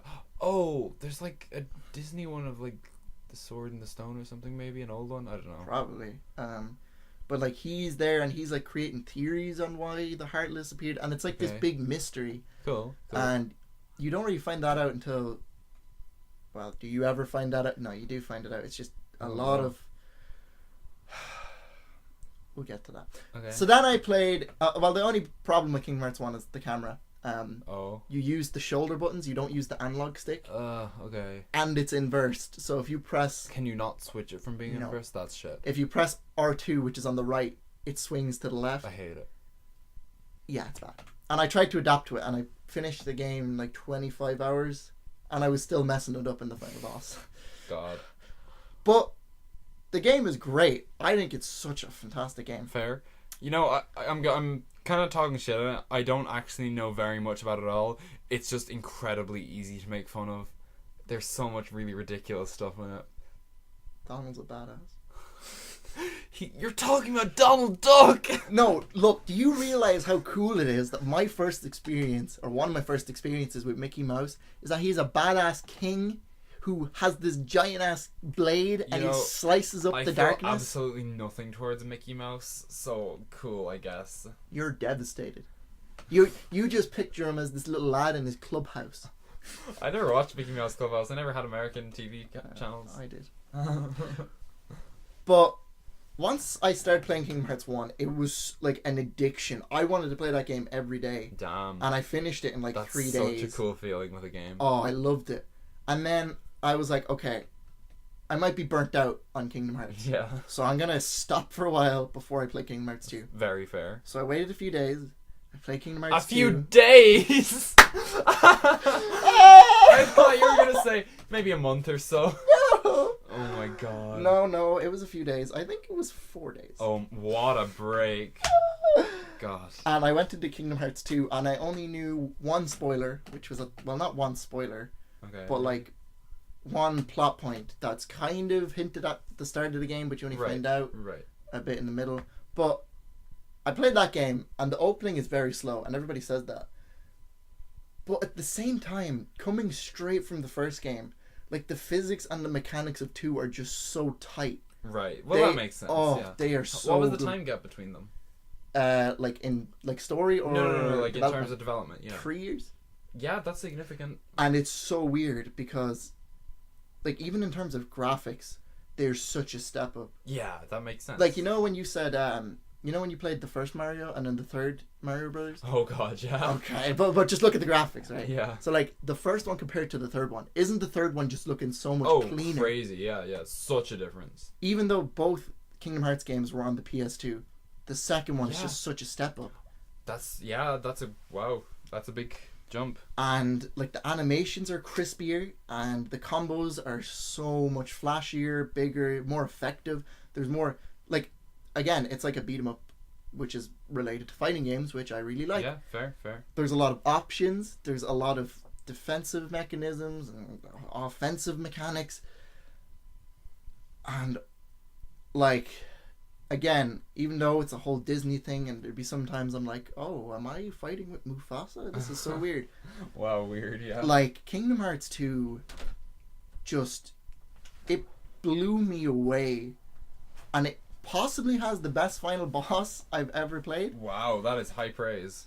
Like, it's not even because it was really hard or like difficult, but like, it was the whole stakes. Right, so was it in terms of kind of how the story set up that boss, or was it the fight? It was, yeah, it was how the story set That it is a up. very powerful thing. But even like through the gameplay, it was fun. Okay, cool. And there's this one moment. I'm not going to spoil it. Yeah. Anyone who's played the final boss of Kingdom Hearts 2, lasers. That's all I'm going to say. Okay. It's, You know, I'm gonna play these games eventually. yeah, but right when you get to the laser moment, it's piss easy. You press one button. That's all you do. But the spectacle and what it for looks sure, like. Yeah. Oh my god, it was crazy. And I was just mashing a button, and I was like, Yeah. oh my god, this is insane. Like, Yeah, no, like that's the thing. Like final bosses, as long as it's the whole boss isn't a pushover. Like if like the first phase is one thing, then the second phase is more plot than like gameplay. That can still be so powerful. Yeah. Like even the feeling that like, oh, the boss is easy now, that shows that something has changed. Like Yeah. that's a powerful narrative device. I love that. Yeah. Yeah. Yeah. and like the game is just fantastic. Fair. Like, oh my god. And I'm so excited for Kingdom Hearts 3, but a lot of problems with the newer Kingdom Hearts games seem to be coming what to... what formats are they on? Like what platforms? Oh, Like isn't there a mobile game? they're all on PS4, but there's one on... No, yeah, but were they mobile. released for PS4 or? They were remastered for PS4. Yeah, what were they released But on? originally, yeah, they're on PS2, Game Boy Advance. Why are they not Kingdom Hearts 3? Like, what stops them from being that? They tell different narratives. Kingdom Hearts 1 and 2 tell the story of Sora. Oh, so And it's then- like another story within the same universe. Yeah, or like a side story. Like, Okay. going from Okay, Kingdom Hearts okay, 1 to okay. 2, it's like I think it's 2 or 3 year Right. time gap. So they don't like. Would you absolutely have to play them to know Kingdom Hearts? If you want to understand the story, you have to play every single game. Yeah. Why? If they're Because- side stories. They're, right, if you go from Kingdom Hearts 1 to 2, right, it's a 3-year Yeah. time period, and Sora wakes up in Kingdom Hearts 2 in this, like, slumber, and, like, he's in this rehabilitation Oh, okay. chamber, and you're Sora, like, okay? what the hell? Sora, you on the drugs, are you? No, and then, but there was a game on the Game Boy Advance that explained everything that happened, Oh, okay. but that was the only thing it explained. It didn't explain, like, any other, like, it introduced one character, Wait, a so few characters. did Kingdom Hearts 2 like leave out plot holes to be filled in with other games? No, just kind of that one. Okay. But then the other games expanded upon it. Right. So why are they necessary if they're just expanding on it? I think that's really bad writing. Because they're setting up for Kingdom Hearts 3. I think that's bad. He doesn't know. If they're expanding, Kingdom Hearts 3 should follow on from Kingdom Hearts 2, like the core story. It is. It is the core Then story. You should not have. No, I know it is, but it should only be the core story. You shouldn't have to play expansions to understand the core story. No. Like, there's this other game called Birth by Sleep, right? And I've heard of it. Everyone loves that one. And it focuses on 3 other characters. Ven, Terra, and Aqua. Okay. They're going to be in Kingdom Hearts 3. Ugh. And you need to, like, why they're there, why, like, what their backstory is, what their purpose is now, how they got in those situations. But are you just saying You this as need- a fan who loves it, or like would I genuinely not have any idea what was happening if I didn't play that? You would Birth by genuinely Sleep? have no idea if you didn't play Birth But you're by Sleep. saying like you need to know why their motives are. Like, do I actually need to know what their motives are? Well, you don't have to, Yeah. but if you played through the game and then all of a sudden this random character shows up and you're fighting them and they're like, oh, Sora, I've had this revenge against you that I will fulfill, and he doesn't explain himself, I guess that's what. Birth by Sleep players would know what he means. Yeah, You wouldn't. I don't like that at all. I think it's Like, well, no, I don't like it either. I don't like like a lot of people think it's like a Disney kind of cash grab. I agree. Like there is obviously that kind of side of it, but like in a world where like games are cheap and free, let's say. Well, like I don't really. Like you can emulate them, and if they're all in a bundle on PS4, it's like you can get them all for €40. But that's the thing is like it's the time investment. I don't know if I'd be willing to put that much time into just understanding a story. But like the whole thing about Kingdom Hearts is that there's never one right answer, and sometimes you need to know. Like sometimes you never know how far to take things. Yeah. Until you interpret it. I'm gonna play at least the first one over summer. I'm gonna get a PS4 over summer. I'll play the first one. If it catches me, I might end up playing all of them. Right. I might just end up playing the first two, then like watching a video explaining the timeline or something. Yeah, that's fair enough. You need to watch multiple videos. I've seen that there's this guy who has like 100 video series explaining Kingdom Hearts or something. I don't blame it sounds like kind of a mess of a story, but it is. But if you just kind of interpret things and assume how things should go, then like it's more so the characters. Really. You're more saying to have kind of a greater appreciation of it, you need to play all the games. Yeah, but like I haven't played all the games. Okay. But I know most of the stories. Yeah. And would you have kind of caught up on the stuff that you missed from? Oh yeah, okay. Like I've seen everything from all the other games. Right. And like that's just to help me understand things in Kingdom Hearts 3. Oh, it just seems like such a big commitment to try It is. It takes a long time to wrap your head around even. Yeah. And like there's still a lot of stuff that I don't really know. God. But I mean it's a lot of small stuff. Yeah. You know? Like fair. I'm not gonna as long as I know we've talked about this for a while. As long as I know what happens to Sora at the end of Kingdom Hearts 3, I don't mind. He better not die. I hope he dies. Same. But no, Kingdom Hearts 2, amazing. Fair. One of the best games I've ever played. Damn. Straight up. And the only problem I have with the game is that there's this organization in it called Organization 13. Okay. And you fight 2 or 3 of those members. There's 13 members. And you fight 2 or 3 of them throughout the story. Okay. In the remake, you fight 4, but he doesn't matter. Okay. Well, he doesn't matter. Oh, no. But then you get to the end, and it's like a boss gauntlet of them. Okay. Except by them, I mean another 2 or 3, and then you fight the final boss. So you miss out on like 5 or 6 of them. I mean, it would be hard to make 13 boss fights for a gauntlet. Yeah, but I think it's because in the story they're dead. Oh, okay. But then in the remake, they added like the full gauntlet as a post game, which I thought they could have just implemented before the final boss. You know what, Glenn? They're gonna make another game to explain that. Kingdom Hearts 3.2. Kingdom Hearts 13. Knights of the Night. Why did you miss out on Kingdom Hearts 13? That was right in front of your face. I'm so annoyed. You're annoyed. Are we done? Well, Kingdom Hearts 2 is a good game and you already know that. So, yeah, I'm looking forward to Kingdom Hearts 3. Go ahead. Please, stop me. Okay, I played Stardew Valley this year. Wait. Oh, sorry. I thought you said Starbound. I was like, what? No, you didn't. Okay, yeah. Stardew Valley. What, isn't Starbound by Chucklefish too? I think so. Yeah. See, okay, this game is published by Chucklefish, but it's developed by another guy. But yeah, that's funny. Wow. Stardew Valley, it's a really lovely farming sim. What happened was basically I got it on Steam in the summer sale.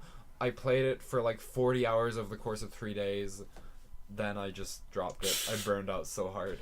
Damn, that's heartbreaking. It was 40 hours is so much. Yeah, I know. That's what I lost sleep just because I wanted to play Stardew Valley. I remember saying to you, like, those games are great and I like that they're there for certain people. Yeah. But me personally, like, you know, I assume it's all like realistic. Like, if you want to catch a fish, you have to go all the way down, like, and you know, like, do all this stuff. Just let me go down, press a button, and a fish automatically pops in my inventory. You know, like I don't have time for that. I got a whole lot of joy from Stardew Valley. Oh, it must be satisfactory. I loved 100%. But I played it so much. I don't think I will go back to it because, just what's really great about that kind of game is you start developing a rhythm and like without even thinking about it, you start planning and it's like, okay, autumn is coming up in a couple of days' time. I'm going to need to buy these seeds. These seeds will die by then. And you kind of have this whole rhythm. It's really like you're just kind of you get so engrossed in it kind of, And it's really kind of relaxing, just like being so focused and planning all this stuff out, and it's a really happy game where like nothing's gonna go wrong, and it's just nice. There's like all this stuff developing as time goes on as well. There's a whole load of little aspects that are really cool, and I think when I came back to it, I had lost the kind of rhythm I had. I couldn't remember what I'd been planning for it, and I just couldn't really get back into it. But it's a really great game. I think everyone knows it's a great game, really. Yeah. I'm sure everyone has seen like that one friend who got super into Stardew Valley. Me with you. Yeah, I'm that person. Thank you. You fulfill me. Other people have, yeah. Hey, it's a really good game, and like it's on Steam summer sale. It's on the Switch, which I think would have been a way better investment. Like, true, especially with portability. Yeah, like there's just so many options there. But yeah, it's good. I'm genuinely considering buying it on the Switch again because I have some friends who play it, and you can do multiplayer on the Switch. Oh, I've seen that. Yeah, multiplayer. Multiplayer is so fun. Wow. I played it a bit on Steam, and like we only played like maybe 3 or 4 hours of it, but it was so fun. Wow. Damn. Yeah, it's just fun and good. Like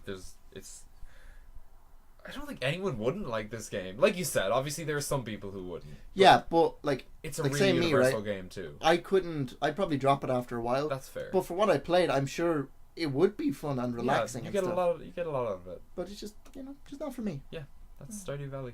Good. That's good. Yeah. Sounds good. What does Stardew Valley mean? Is that an area? Yeah, it's where the whole game is. Okay. Stardew Valley. Okay. God, I just can't believe like 40 hours in 3 days. Like I'm There's- so ashamed of that number. 40 out of 72 hours. That's not right. I still got 8 hours sleep every night though. 8 by 3 is Okay, then 64 out of 24. 72. So you had 8 other hours to do other stuff. Yeah. Christ. Yeah. Oh wow. Like yeah. Hey, let's move on. We won't talk about that. So this is another short one. I got the Skyrim Legendary Edition. Really good. I mean, Skyrim is a fantastic game. I've heard. I'm gonna play it eventually. But like I knew what I was getting into, and it's just like it's like Breath of the Wild. You just once you're familiar with the game, you can just pick it up and kind of do things that appeal to you. Yeah, sure, that makes sense. It's I would that say kind of even more sandbox. than Breath of the Wild, because with Breath of the Wild, it still is. There's a bit of focus there too. Yeah, I agree. It just seems like Skyrim, you can do anything you want. Yeah, and especially with the addition of mods on consoles. Oh god, yeah. So fun, and like it comes with the DLC, and I haven't gotten even to that yet. Like, What were you playing it on? Xbox One. Right. And like I've only beaten the main story, which is my 4th time ever doing that. Wow. How long is it? The main story. Yeah, I'm scared, isn't it? You could breeze through it in a couple of hours. Really? Yeah. Damn. But I guess everyone just puts in like 80 hours because there's so much else to do. yeah, like the story is not the main focus. Right. 100%. And yeah, I know everyone says that Skyrim is milked, and I agree. But a HD remaster of one of the best games ever made, with all DLC included. I can't even dispute that. So many people love it. It does seem like it's one of the best Oh, games it ever is. made. And with mod support for €20, Damn. that's a bargain. You know what I love? That they left in a load of the glitches. Yes, they do. I love that. You can drop right through the floor of Whiterun. Oh. I love it. So that's Skyrim, yeah. Yeah, great. Everyone knows.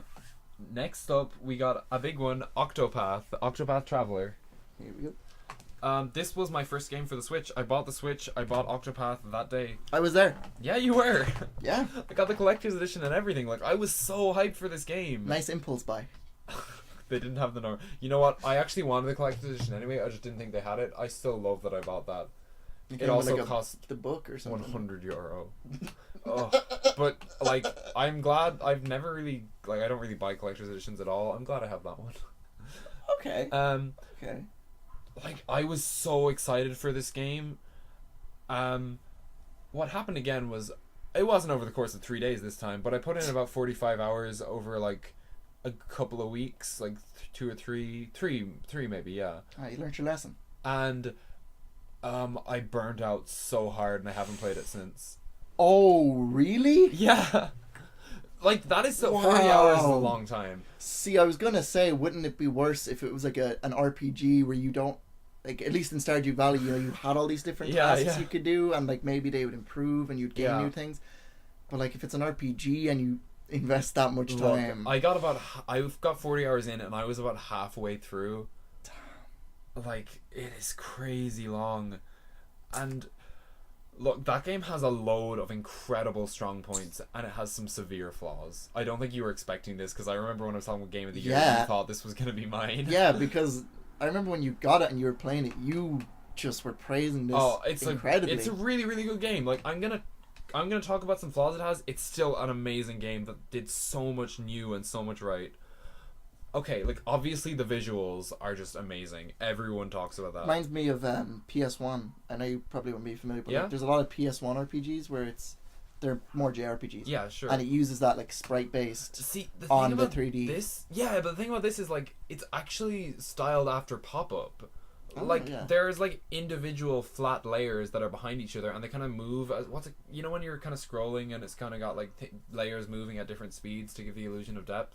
Oh. Like old Wow. games on the SNES used that a lot, that technique. There's Yeah. a name for it, but I can't remember. But like, it It's does kinda that.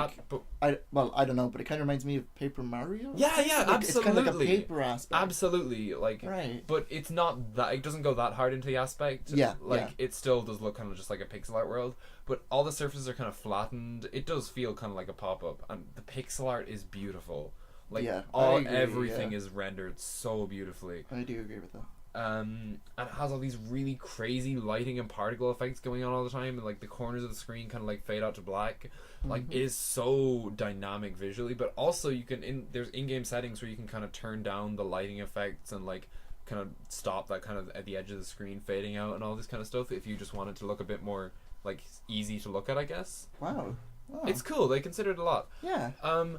The combat system in that game is really, really, really good. Like, the battles were a joy to play, and like, it was so creative. Like, different enemies are weak to different weapon types. There's a little number beside them. So say something is weak to swords, lightning magic, and bows, there'll be a little number, say 4 beside it, and every time you hit it with a sword, a lightning spell, or a bow, the number will decrease, and when the number hits 0, it misses a turn.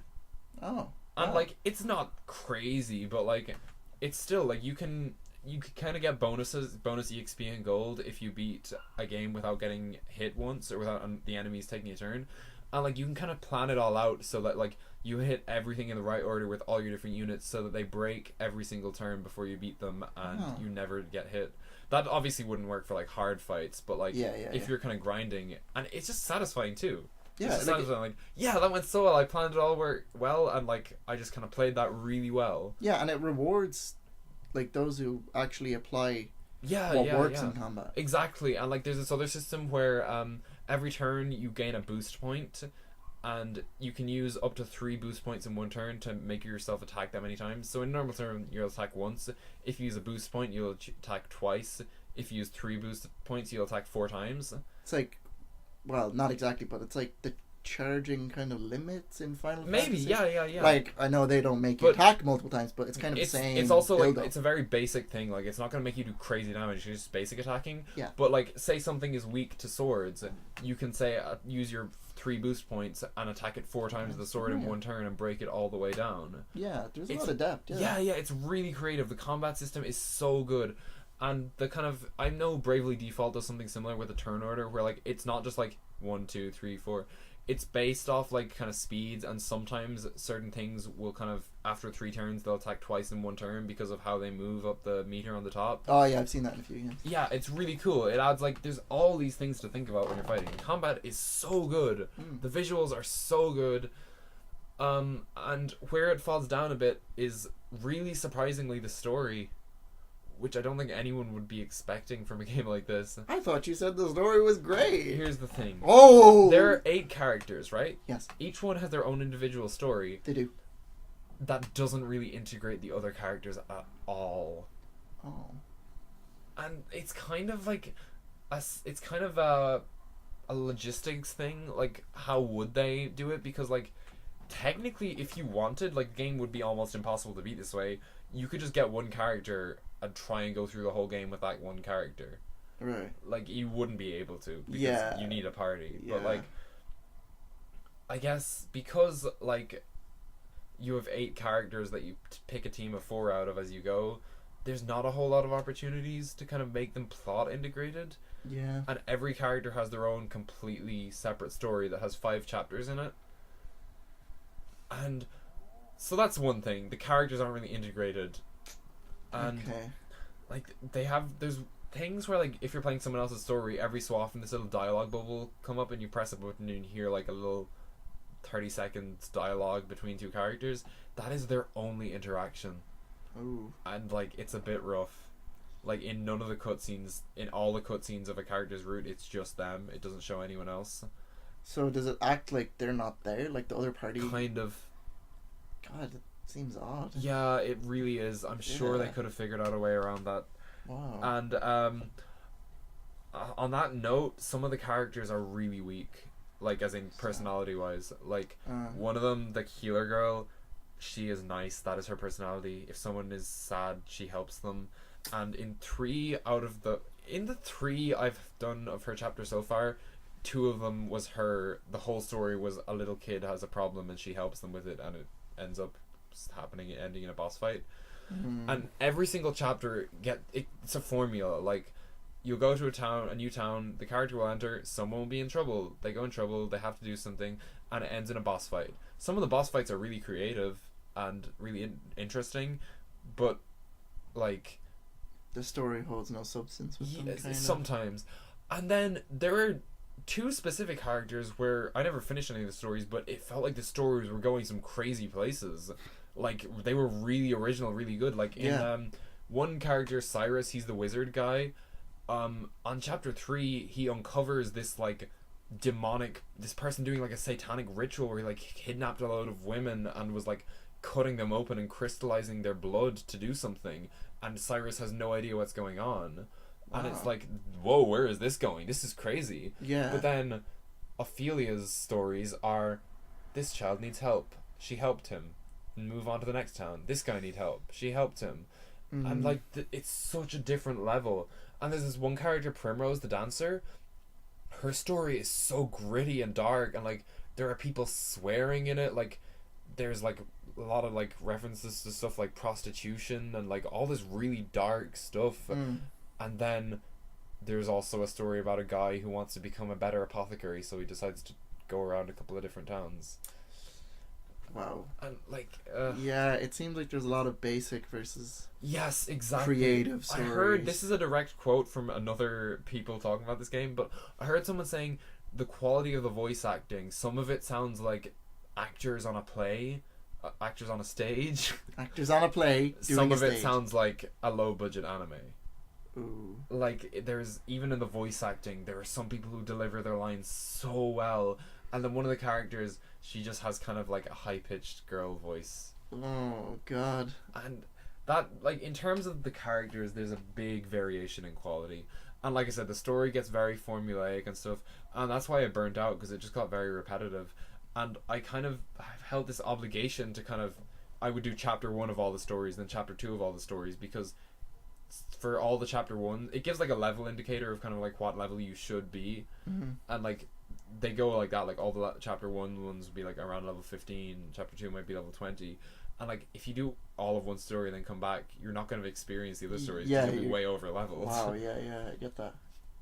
And like there are some characters I love in that game, and like I said, it's still a really good game that I really enjoyed, but it does have some very serious flaws. And apparently I've heard that the team who developed Octopath have been set aside by Square Enix to develop more games. There's a chance we might get like an Octopath 2 at some point. Yeah. And like I really hope they learn from their mistakes. Like just the main thing is that the characters aren't integrated to each other's stories. And I actually don't know a single person who's finished this game. Like a load of my friends got it at one point, and no one I know has actually even played it as much as me. Because like I love JRPGs. I have such a high tolerance for just like stereotype JRPG stuff.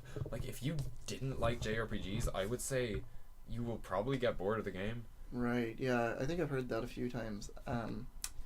Like the fact that Square set aside another team, like, is this a new team? No, it's the same team who developed Octopath. They've been separated from other projects and said, you go work on more games. Yeah, that's what I'm saying. Like, we're the developers of Octopath. Have they worked on any other... I have absolutely no idea. Because if they set them aside, that would make me believe that this was like one of their first games, maybe? Maybe. But I know, like, it's like if it's their first game, like, it's a triumph, to be honest. Like, it Yeah, does a whole lot right. I mean, maybe they just did some simple wrong things. Yeah. Maybe they just overlooked a lot of stuff and weren't considering it. Whereas, like, now, maybe they can put this experience behind them and say, okay, well, let's make a better game. I'll just say, like, the fact the stories are very simple. It feels kind of like a pocket game that you might play on handheld, sort of, and, like... Funny, the Switch was handheld. No, I know, but I don't say, like, €60 seems overpriced. The thing is, it has enough time content to back that up, for sure. Like, it's, like, 60 hours at least. Yeah. But, like, in terms of the kind of story value, I don't know How much of that equates to fun, because really? like JRPGs tend to have like really high stakes, like the world is threatened. There's not any of that in this game because it's broken down into 8 individual stories. Yeah, you can't really have that. Yeah, you can't have the world being ending 8 times. Watch Chapter 5 do that. Hey, it does actually have reference to like these kind of medieval gods of that world and stuff that come into play. They're only for sort of side quest things to unlock more jobs. What I'm really hoping, I'm gonna finish this game eventually. I'm hoping that like maybe the stories start converging towards the end, and maybe there's like a final battle against like something that was there all along. That's the dream, yeah. And like, there's a good chance. I have no idea how this game ends. Like, I've only gotten a little bit over halfway through it, so It still could redeem itself. You never know. I don't think it can redeem itself. Improve. Yeah, itself. sure. Yeah. That's Octopath. It's not. It's really, really, really good, but it does have flaws, basically. Okay. Yeah. That's fair enough. That went long. Oh god. It's fine. It's only Octopath. There's a couple of short ones coming up for me, so that's fine. Yahoo! Anyway, so next, Costume Quest 2. You have no idea what this is. I don't. Costume Quest is one of my favorite games of all time. What? How have I never heard of this game ever? I got it on PS3. Is it like... It sounds like a mobile game. No, it's a Halloween RPG. It sounds like a mobile game. It was released in like 2011, 2012-ish It's a Halloween game. by Double Fine. Oh, I think I've heard of those. I think is their name. They might have changed their name. Like, is it like bad? No, it's very fun. But no, like, is it a meme game? No.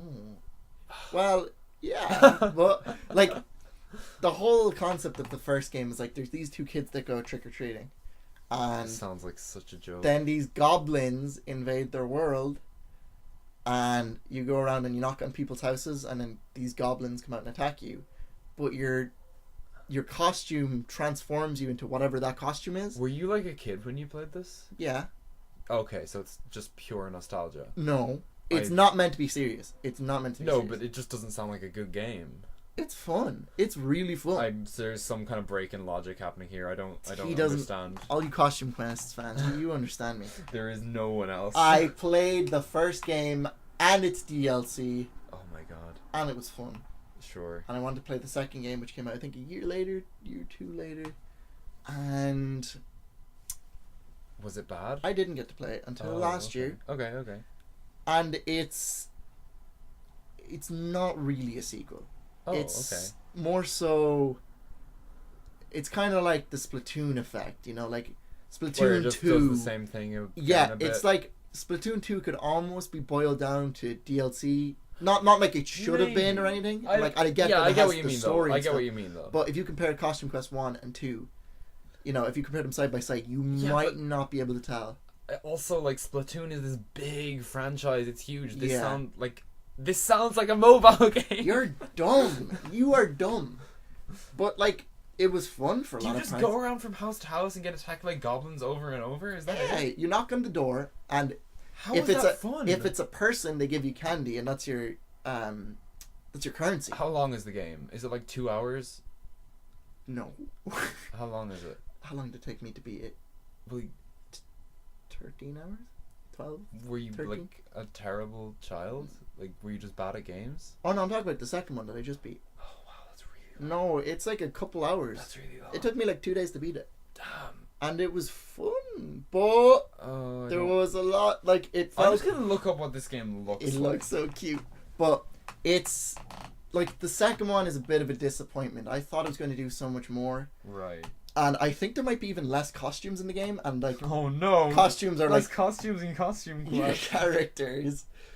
But, yeah, it felt a bit underwhelming at times. 9 out of 10 on Steam. I told you, everyone likes this game. It's so weird. It's not serious, bro. Brother. Yeah, I know I know it's not serious, but it just sounds shit. No, it's fun. The combat's very basic. You just have to time But it hits and just stuff. sounds really repetitive. No, it's nice. It's just a nice game. I don't really understand. But Well- sure.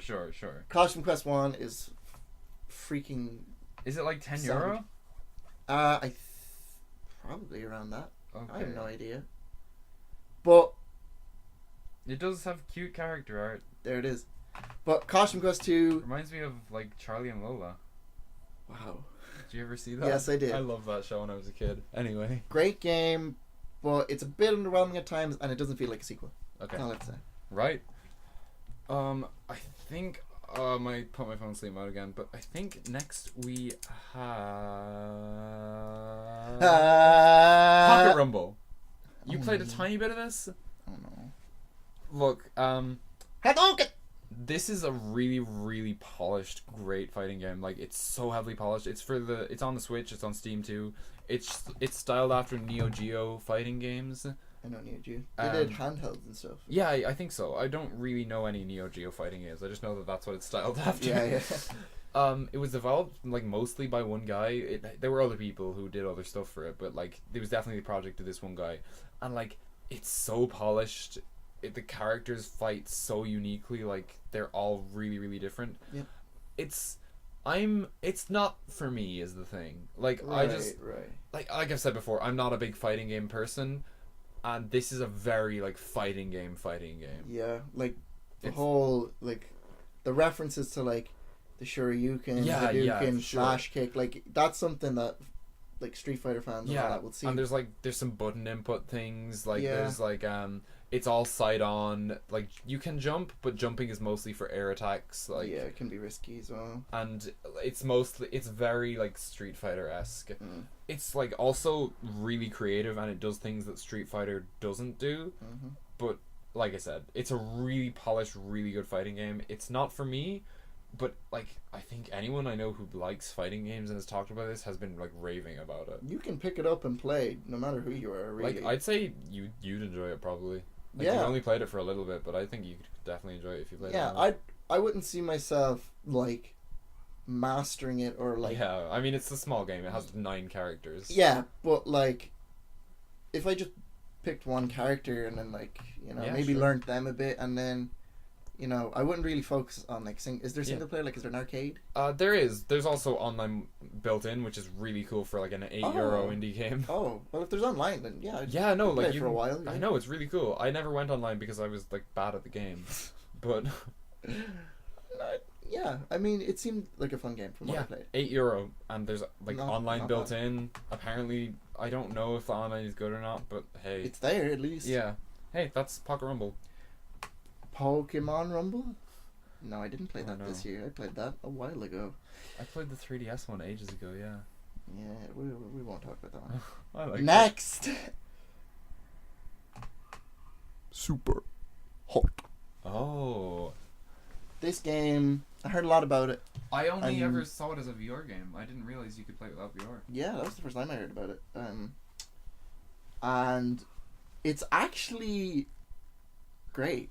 Oh, okay. Gameplay wise, it's so fun. It seems really creative. And especially when you kind of do a level a few times and you figure out like a way to make it look cool Is it and hard? stuff. Not Yeah, it necessarily. doesn't look hard from what I've seen, but I get Like- what you mean. Like you want to make it stylish. Yeah, like by Yeah. the nature of it, the fact that everything moves so slowly. Yeah, You're you not can- going to expect it to be hard. But like there's a lot of themes at play as well. Yeah. Like super hot in the game is the story is these two guys are didn't know it had a talking. story. Yeah, no, either did I. These two guys are talking to each other, and this other guy says, "Oh, you should play this game Super Hot." So the guy sends him the link. He downloads it. He plays Super Hot. He plays through a few levels, and then things start going a bit weird. Okay. And then it gets really philosophical about man versus machine, Damn. and like, oh, humans are inferior because robots work efficiently, and software is just so much more advanced, and their whole goal is like, if we can outdo the human brain, then we might as well get rid of the brain. So once we do shit. that, let's just kill everybody on Earth. Oh wow. So then you're like talking back to your friend, and he's like, "Oh, were you playing Super Hot? How is it?" And you're like, "The game is turning haunted." And then before you send the message, it like all gets deleted, and it's like, Super Hot is a very fun game. I am really enjoying it. That sounds cool. I like that. And DDLC you reminded me of. yeah, exactly, actually. And it poses a lot of questions, but Cool. I mean, I didn't even know that. if you didn't take it too seriously and you just played for the levels, it's equally as grand, you know. Fair. But that was Super Hot. Super Hot. I was waiting for you to repeat it. Nice. Yeah, he knew. My next game is another really small fighting game, One Strike. I knew he was going to talk about this. Hey, I got this on sale on the Switch for 99¢. I knew nothing about it. I just like, wow, 99¢ game, sure. And like, I got like 5 hours of play out of it, which is like worth the money in my opinion. I mean, if you get any fun out of a 99¢ game, yeah. I think it's done its job, really. It's just a really small fighting game. There's 6 characters in the roster. The whole gimmick is that one hit kills. Yeah. And it's like really, like, there's a lot of thought put into it. Like, the characters are all really unique. It's not balanced well. There's one character who's just incredibly broken, and she's really frustrating to fight against. But like, hey, it's 99¢. I can just not fight against her. Yeah, just don't play them. It's fine. And yeah, like, because the games might last like between 10 and 40 seconds, I'd say, because one hit kills. It is so easy to just spend like half an hour in the arcade mode trying to beat all 6 characters in a row. Yeah. Because like, if you die, you've lost like 3 minutes of progress. Right. And like, you can just keep going at it again. And like, the combat feels good. The controls are like slick. It moves really fast, which it needs to in such a fast-paced game. And like, the music is intense. It's not incredible. Yeah, but like, it's it adds. fun. Yeah, and you know, you said you only got 5 hours of it, but since it's so fast paced, you know, you got a ton of matches in, you know. What I used to do is just when I was tired, I would just play it because it was so cathartic. Like, you just don't have to think, and like, it has great feedback. When you land a hit, it feels good. Yeah, you know when you land a hit. Like, you'll chop their head off or something, and like, it'll kind of rumble, and it's like, it's a nice little effect. Yeah, and it's all pixel art. It's really pretty. The animations are cool. Like, it was so worth 99¢. It's a really good game. Crazy. And yeah, I just spent like maybe 20 minutes just playing it, and then that builds up over time because I kept doing it. It was fun. Yeah. It's a really good game. If you see it, like, Switch has sales pretty frequently, which is so good. Nintendo have never done that before. If you see it on sale, I would absolutely get it. It's a good game. Yeah. Nice. I agree. It is a fun game. I've had a streak of little short ones now. Nice. Keep it going. Next, Deltarune, which we already talked about on the podcast. Oh, okay. Well, yeah, I can cross this off my list later on then. Nice. I mean, we've talked about this quite in depth, and we always bring it up. So this is the last time. We're leaving in 2018. No, chapter 2 will come out next week. Oh no. No, sorry. I mean, now that I've had time to, I'm looking at his poster on the wall, by the way. Look, I got a poster right after I played when I was still really into it. And you never told me. No, of course I didn't. Like a week later, I was like, why did I buy that poster again? But hey, it's actually got really cool art on it, so I don't mind. But now that I've had time to reflect on the game, I still agree. Like, it's a really good game, and I see a lot of potential on it. Yeah. But I really like, you know, the characters. Mm-hmm. They're kind of the bigger focus, whereas Undertale didn't have great characters from my view. I mean, it had characters, but they weren't the focus, like you said. The focus was you. Focus was you, your decisions.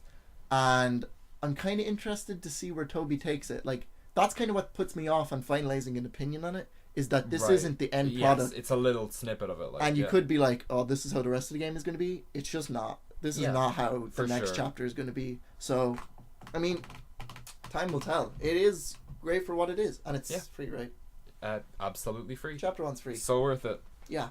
I'll just give my little eulogy to Deltarune, the last we talk about it. I remember saying in the podcast that I liked it more than Undertale. I've been thinking about that a lot, and I don't know. Like, I would have thought like that was just kind of the initial reaction of it, that I was still really hyped and that feeling would wear off really fast. but there are elements that I think appeal to me more than Undertale. Like, I Okay. love that kind of just, like, this adventure between, like, friends just kind of going along and, like, they're facing these crazy odds, but, like, they're still kind of got that, like, camaraderie and talking to each other. Yeah. I really, really love that. And I like the kind of more happy atmosphere for a lot of it. That I really like that too. Yeah, it doesn't tackle serious tones a lot of the time. No. At the same time, it actually deals with really similar themes to Undertale so far. They're both about decisions.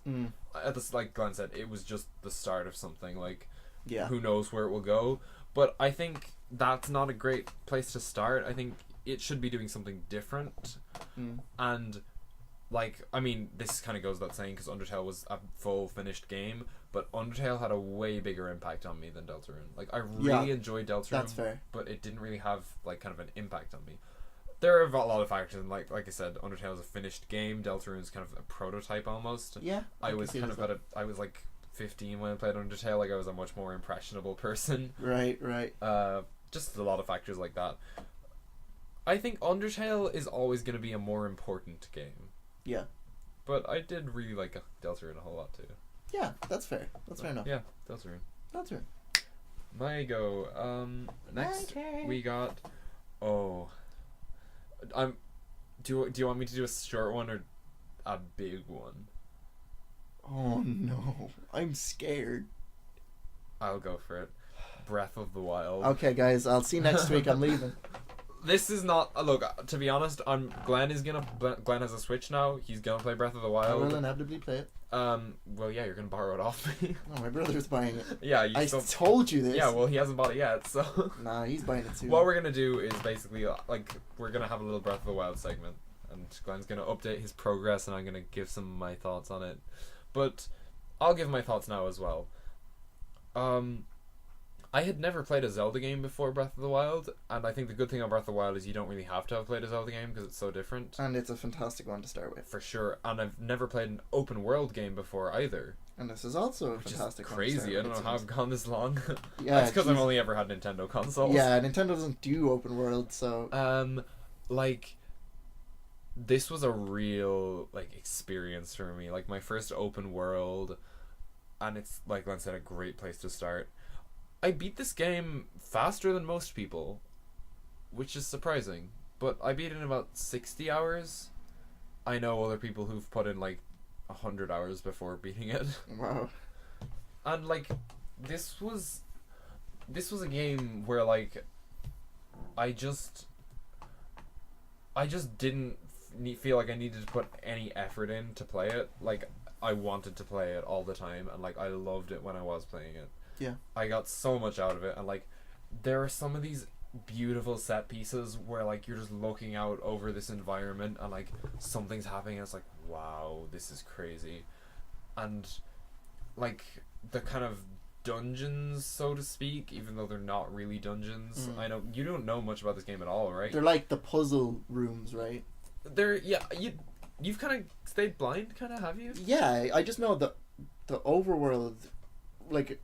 Yeah, I won't like, say too much. Yeah, I kind of figured there were dungeons, but I just They're hear not people... exactly dungeons. Yeah, but I just hear people talking about the overworld being, like, where the main kind of stuff happens. Yeah, then there are these sort of other sections too. Yeah. But, like that game is beautiful visually, obviously. Oh, Everyone Jesus. has seen it. Yeah, like, and I feel like I don't even talk that much. Everyone knows that it's, like, such a brilliant open world, that the world is full of stuff. There's so much to explore. 100%. There was definitely kind of a high point for me in Breath of the Wild, where, like, at the start I was kind of just bowled over by everything, and that feeling did wear off a little bit as time went on. That said, every so often I'd hit this moment where it just kind of came back to me, like, all came back to me. Like, there's just these things that happen. I'll just say one thing. It's a kind of, there are these two enormous dragons that kind of just float around the world, and the game never talks about them. They're not mentioned at all. They're just there. Right. And the first time I saw one of those, I was just kind of like, oh my god, they're so huge and you can't even get close to them because they're up in the sky. Right. But like sometimes they'll go dip down and you will find a way to get close to one, Wow. and it's just wild. Like, and Yeah. they're It just feels like really natural as well in the world to like see they that. don't even react to you. You're like this kind of irrelevant speck to them. Yeah. Wow. It's so cool.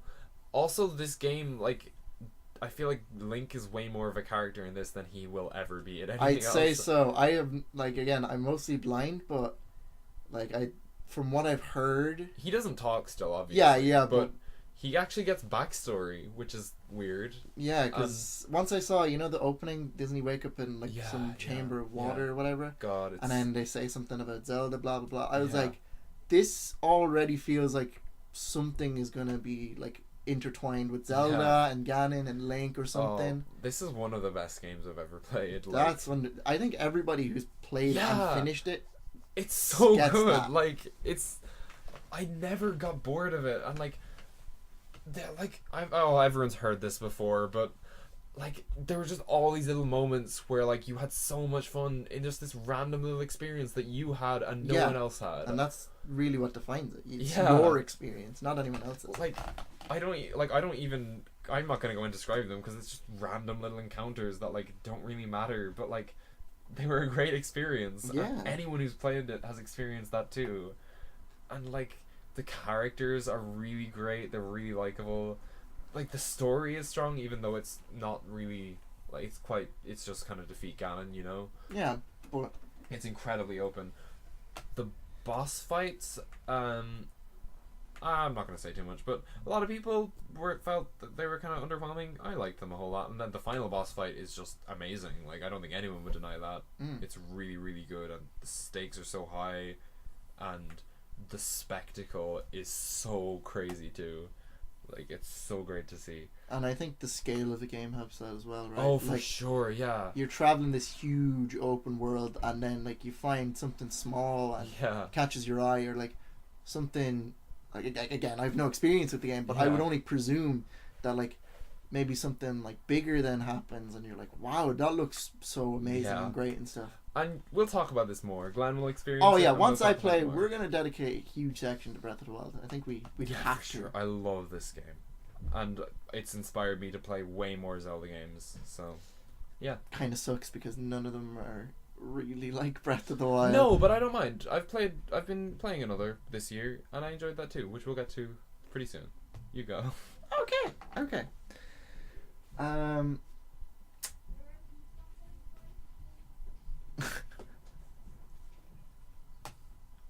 I can't remember The green button. Huh? The green button.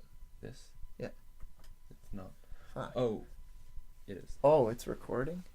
It is. Hello? It's fine. Yeah, it's Oh, I recording. love this. Okay. So, I played Cluster Truck. Does this even warrant a space? I know, I played like an hour of it. It's fun. But I I felt love how we went from Breath of the Wild to Cluster Truck. we went from the worst game ever to the best game ever. Yeah. I thought it's one of those games where it's like, beat the level and stuff, and like there's the whole truck thing, and it's obviously not meant to be serious. But every time I play a level, I always wanted to complete it as fast as possible, and that would always make me overshoot jumps and kill myself. Right. And I don't know. This is not like an expensive Yeah. game. I don't think. No, it's not. The flaws don't matter that much. I mean, I want to play more of it, and I will. But I mean, if you want to run along trucks crashing into each other, do. And some of the levels are pretty creative and well designed. Right, fair. But I mean, it's got no story. It's just, if you like the gameplay, pick it up. That's all. Okay. Do you want to take another one? Just because my next one's gonna be not massively long, but it's not gonna be as short as that either. So. I played Snake Pass. Okay, this feels like Another perfect game. it's No, I beat the first world. What is Snake Pass? Because I hadn't snake. heard of it. I don't know, but I feel like other people might not have heard of it. It's a snakes physics game. Everyone's heard of it.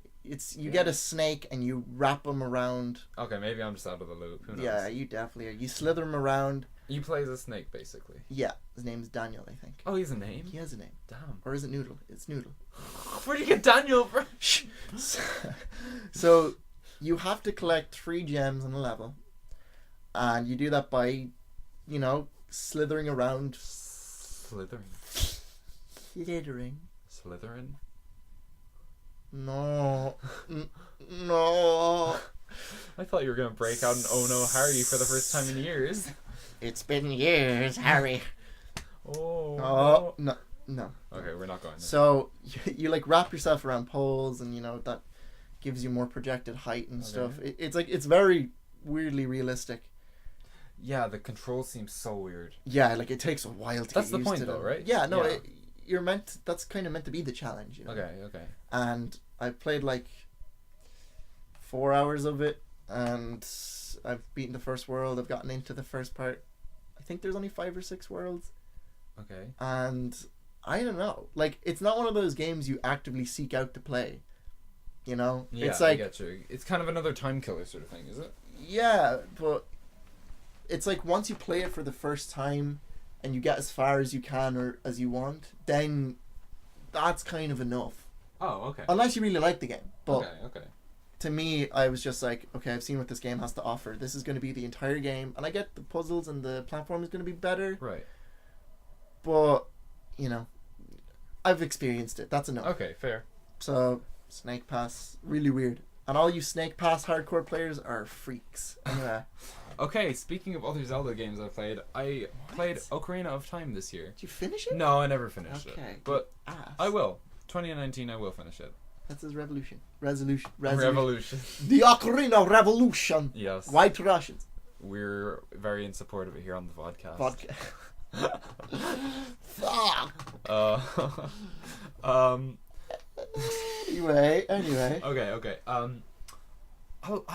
I had really low expectations going into this because of like sequelitis and hearing other people talk about I was it. like, wait, this is like regarded as one of the best games of all time. I've just okay. heard people criticize it. And Okay.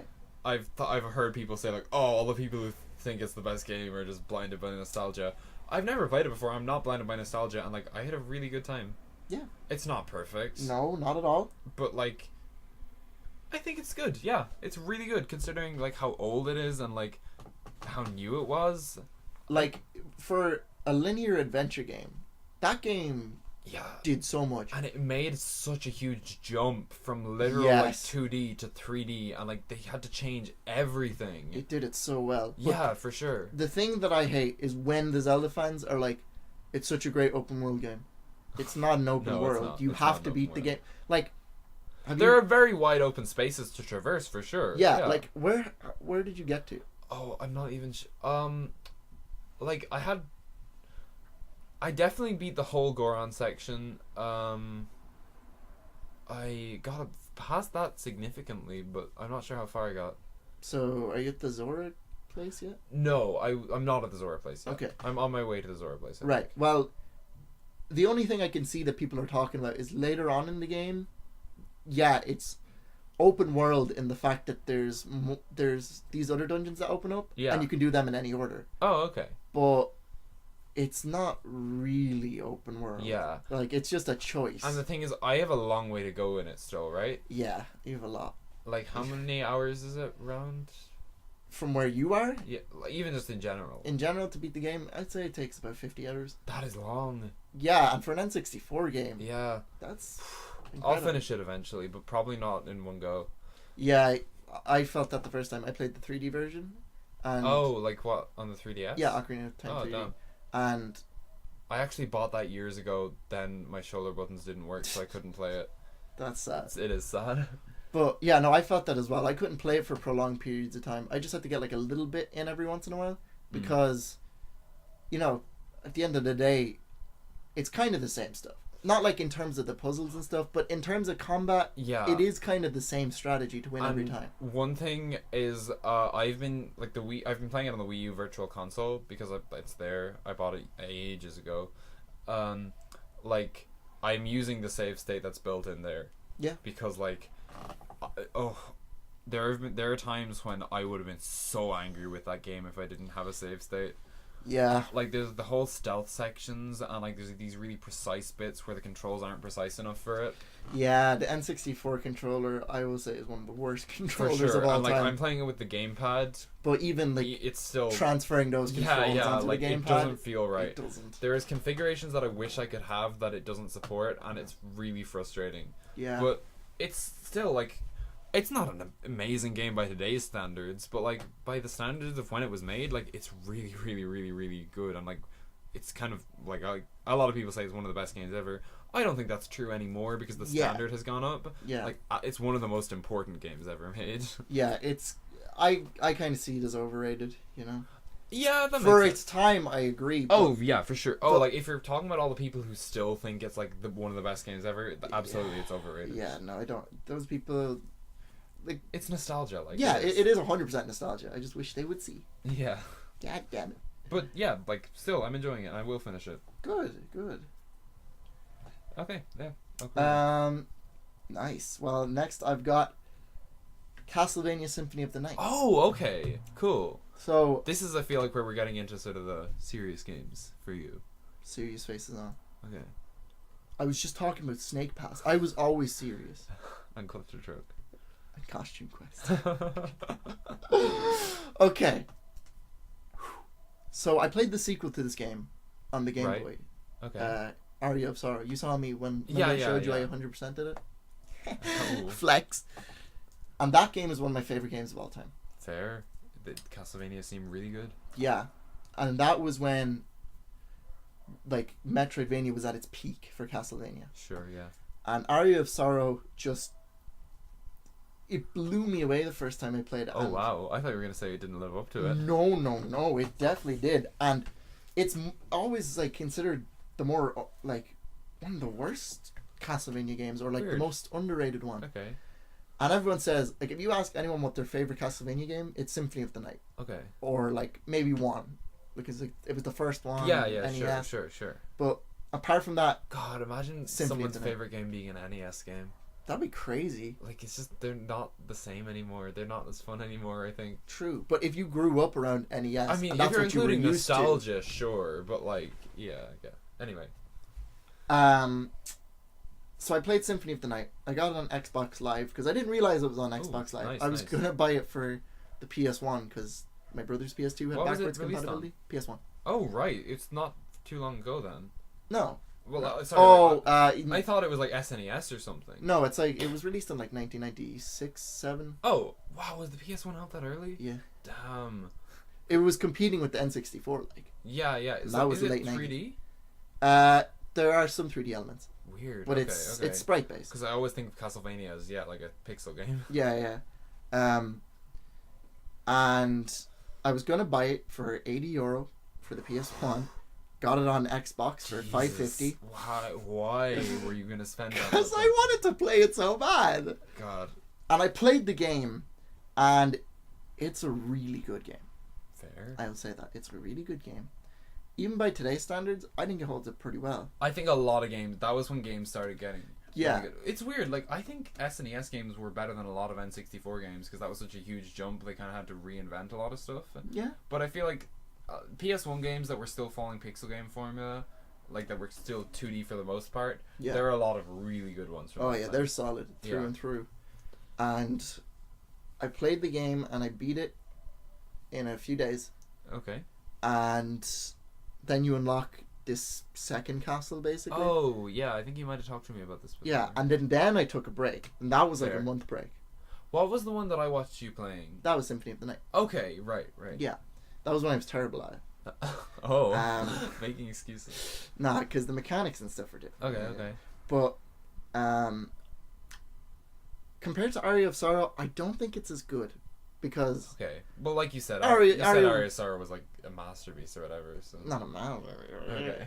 But like it was the sequel, and it improved. It improved basically everything that Symphony Yeah. of the Night had. But Symphony of the Night does this weird thing where it tries to move on to Metroidvania, but it retains a lot of what Castlevania originally Right. had. But So like it what has was Castlevania as a genre? Was it platformer or what? yeah. It was like get from beat the stage, like get from one sprite to the other. Okay.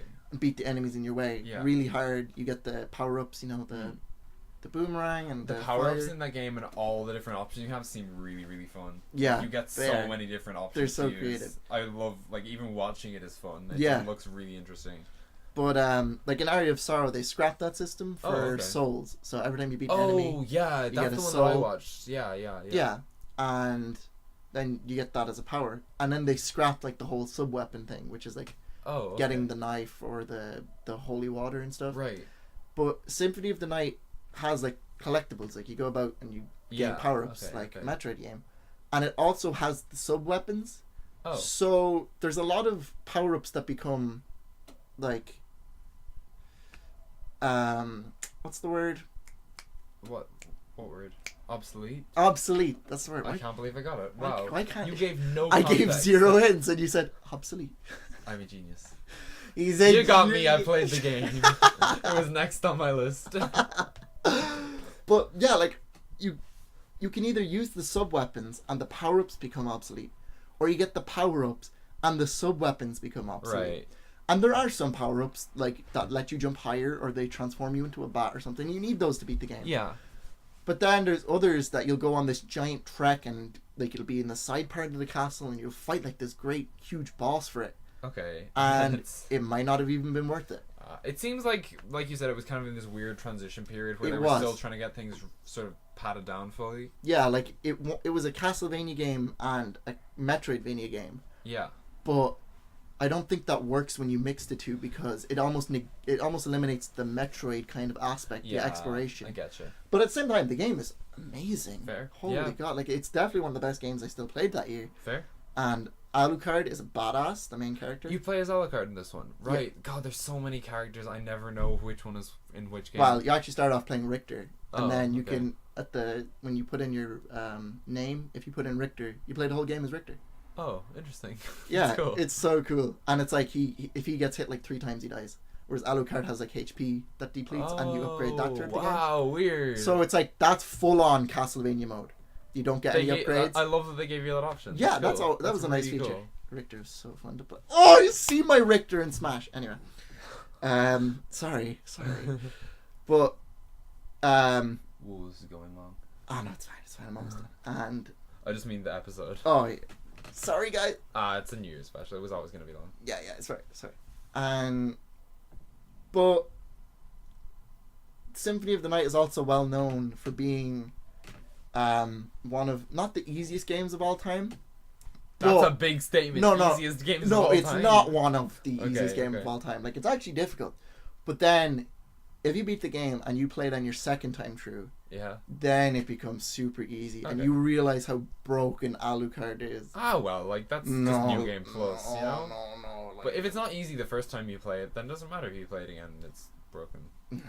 No, like, the first time through, right, there's a shield you get called Alucard Shield. It's best shield in the game. You get it near the end. Okay. But there's still, like, 1 or 2 or 3 bosses you have to fight. And if you get this weapon called the Shield Rod, what it does is, if you use it with a shield equipped, it activates, like, a power. So if Okay. you have, like, a fire shield, it'll shoot fire out from you when you cool, activate it. cool. When you activate Alucard Shield, you become invincible, and everything that touches you takes damage. That's... You know, like, it's... Yeah. It's at the end of the game. For the final boss, Does it make the final boss really easy? yes. Well, that's just... I didn't use it for the final Yeah, boss. it's optional. But It's like the Temi armor. That was weirdly accurate. I love that song. The good. Temmie version is the best version. Oh. But Sutton is a really great game. Sutton. SOTN. Okay. Symphony of the Night. Okay. Sutton. Sutton. It's like Not Sutton. no, Okay. like Shadow of the Colossus. Sutka. Well, are you done? Sutka. Sutka. What is wrong with you? It's an amazing game, but the sequel's better. Go ahead. Well, right around the time you were playing Symphony of the Night, I was playing another Metroidvania. Okay. I mean, you know what it is. That was a nice segue. It was. I know. I found it. This is Hollow Knight. I knew he was gonna. Hey, I played it in 2018. Why wouldn't I talk about Damn, it? I thought he was gonna forget. Okay. This was, I think, maybe the third game I got for the Switch. Like, I played it before Breath of the Wild. I played I played Octopath, then I played Pocket Rumble, then I played Hollow Knight. And I didn't play too many games at the start of 2018 because, like, for a long time, I had kind of been in this stage where, like, I wasn't too interested in playing games. I still wanted to, but I found it hard to kind of motivate myself. And I was like, do I really want to when I could just do something else? Right. And, like, it's been like that for years almost for me. Like, if you talk to me about my favorite games, you might have noticed they're all games I played between the ages of, like, 8 and 14. Okay. Like, that's all where my favorite games are. That was like the prime. Yeah, for of your sure. gaming, And, right? like, I kind of, like, I still played games, but there were none that I was like, oh my god, they're my favorite game ever. And then Hollow Knight was the first game in, like, maybe 4 years Wow. that just gave me, like, absolute joy to play it. Like, it actually made me interested in games again, like, as much as I was when I was younger. Like, it's crazy. That is crazy. Like, it's Wow. the first game I've played in, like, 4 years that made it onto my, like, favorite games list. Wow. Wow, like, God, like, there's nothing about this game that I don't love. I think it's and the crazy thing is, like, it's an indie game developed by 3 Australian guys. Just those guys, and it costs €20. Hollow Knight. Mate. But, like, there is, like, I beat this game in 40 hours. That's honestly kind of on the low side. Like, there are people who spent 50 hours on it.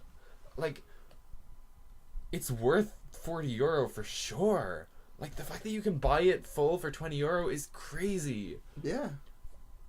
I don't even know where to start with this. Like, okay, I always start with the visuals of any game because that's something that stands out to me. Yeah, as a that's person. the first thing. This game is so strong visually. Like, the visuals give the perfect atmosphere for it, and like, okay, the animations are all 2D, all hand drawn, and they are so good. The aesthetic is very strong. The aesthetic is so strong. Like, you're this tiny bug journeying into this huge lost kingdom that used to be full of bugs, used to be this, like, world almost, but it's just dead now. And, like, there's new things living there. And, like, okay, I'll introduce it a bit more. It's a Souls-like in a lot of ways. Like, it is a Souls-like. Like, when you die, you leave behind a kind of spirit. But you know in Dark Souls, you kind of run over it to collect it? Yeah, you have to pick it up. Yeah. In this, what you leave behind is a ghost of you that you have to kill to get your resources back. Right. Which is not a big thing, but it's really creative, and it adds this kind of extra level of, like, eeriness to it. Like, the whole thing will kind of go quiet, and, like, this sort of wind will start playing, and you see the shadow of you kind of standing over there, and it's like, okay. And it's not a hard, like, it has, like, half your health, so it takes, like, 3 hits to kill at the start. And, like, it's not hard, but it's just, like, a little cool Yeah, atmosphere. it adds to it. I also like, the insect kind of thing, because the game, it is, like, looks very dark, and then, insects, like, this kind of small, like, icky creature and stuff, true. adds to the whole and, like, thing. it makes use of so many different things across the boss fights. Like, anything you can think of that's, like, an unpleasant idea of an insect is utilized in the game. That's great. And, Use. like, yeah. Just visually, like, it's really dim and dark throughout the whole thing. But, like, obviously, there are different areas you go into. Like, it's a Metroidvania. There's a load of different areas. And, like, it always feels kind of dark, but, like, there are different palettes. Like, there's this one area with, like, kind of a load of mushrooms. It's, like, kind of mushroom area. And there's all these kind of, like, light spores floating through the air as, like, lighting effects. It's very kind of bluey green with sort of, like, this orange spots on the mushrooms. And, like, it's not too big of a difference, but it's noticeable. Like, you're like, oh, this is a new area. Yeah. There's also music for each area, which is such a good soundtrack. I'm not going to go into that, but it's really, really good. Like, okay, no, I have to. You know your Spotify Rewind where it gives you the top 100 songs of the year? No. One of them ended up on my top 100 songs. Like, but they're so good. It's just ambient music. It's all, like, really orchestral with, like, violins and all that kind of stuff. It's so good if you're just, like, studying or something like that.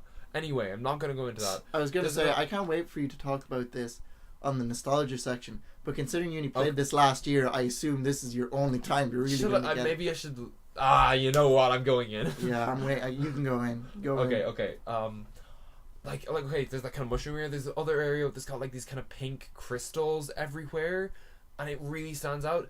There's this one area that has these like really weird floaty jellyfish, and like everything feels really like kind of mysterious. Like, oh my god, where am I gonna end up next? Like, what is this stuff? And there is this like Dark Souls, there is lore behind everything, and the game gives you almost nothing to work with. Like, it gives these like really subtle hints and like ideas where you'll kind of get like a really vague concept of what might have happened, but it will never really explain it. Yeah. And like there's a story, but you don't even know what your goal is at the start, which is so cool. And then you're gradually figuring out like, oh, is this what I'm trying to do? And like it builds up, and like you realize this huge thing that like you never really knew before. And like, okay, so I've heard a criticism of the game, like it's really easy to get lost. I don't think that's a criticism at all. That is what the game goes for. Like, you do feel lost when you're playing it. You're in this like labyrinth. You're a tiny bug. Yeah. In like this incredibly huge world. Yeah, the sense of scale. Yeah, it matters. Shows off. Anyway, yeah. So. Okay. Now I'm gonna talk about the gameplay. That was all just the opening, boys. No. It's so perfect. The gameplay is perfect. Like, I can't think of any game that plays better than this that I've played. Like, you have 5 lives. Like, you have 5 hearts, basically. Yeah. And, like, most enemies will do 1 heart per hit. As you go further, there are enemies that do 2 hearts per hit. But, like, this is a really hard game, and it's kind of known for being really, really hard. Like, it's kind of a Souls-like. Obviously, it's a Metroidvania, but, like, it's really hard. I don't know if it's as hard as Dark Souls, but I've heard some people think it is.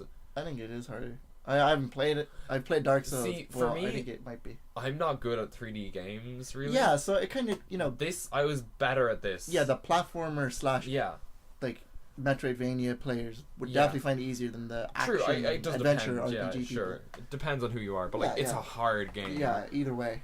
And like the whole thing is about like not getting hit.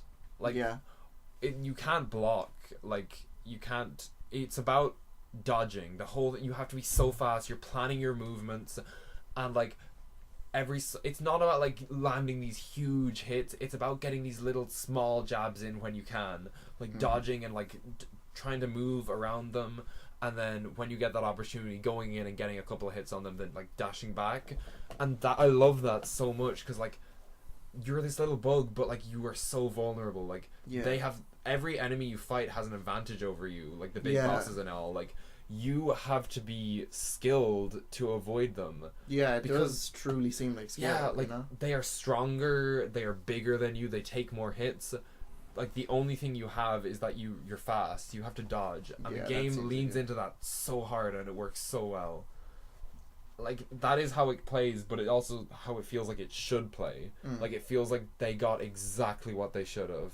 And that's such a good feeling to get from a game. Yeah, it's a unique kind of battle, like from other games you straight up just get power-ups, or like you get bigger buffer, but in this you just remain like the same kind of size right, throughout the whole thing. Do absolutely. And like you wouldn't really get many attack upgrades, I'd assume. You get eventually, like you can get an upgrade to your sword, but like it takes a lot. Like I was about halfway through the game before I got my first upgrade to the sword. Like you have to gather a load of resources. But even then, like the enemies have gotten stronger.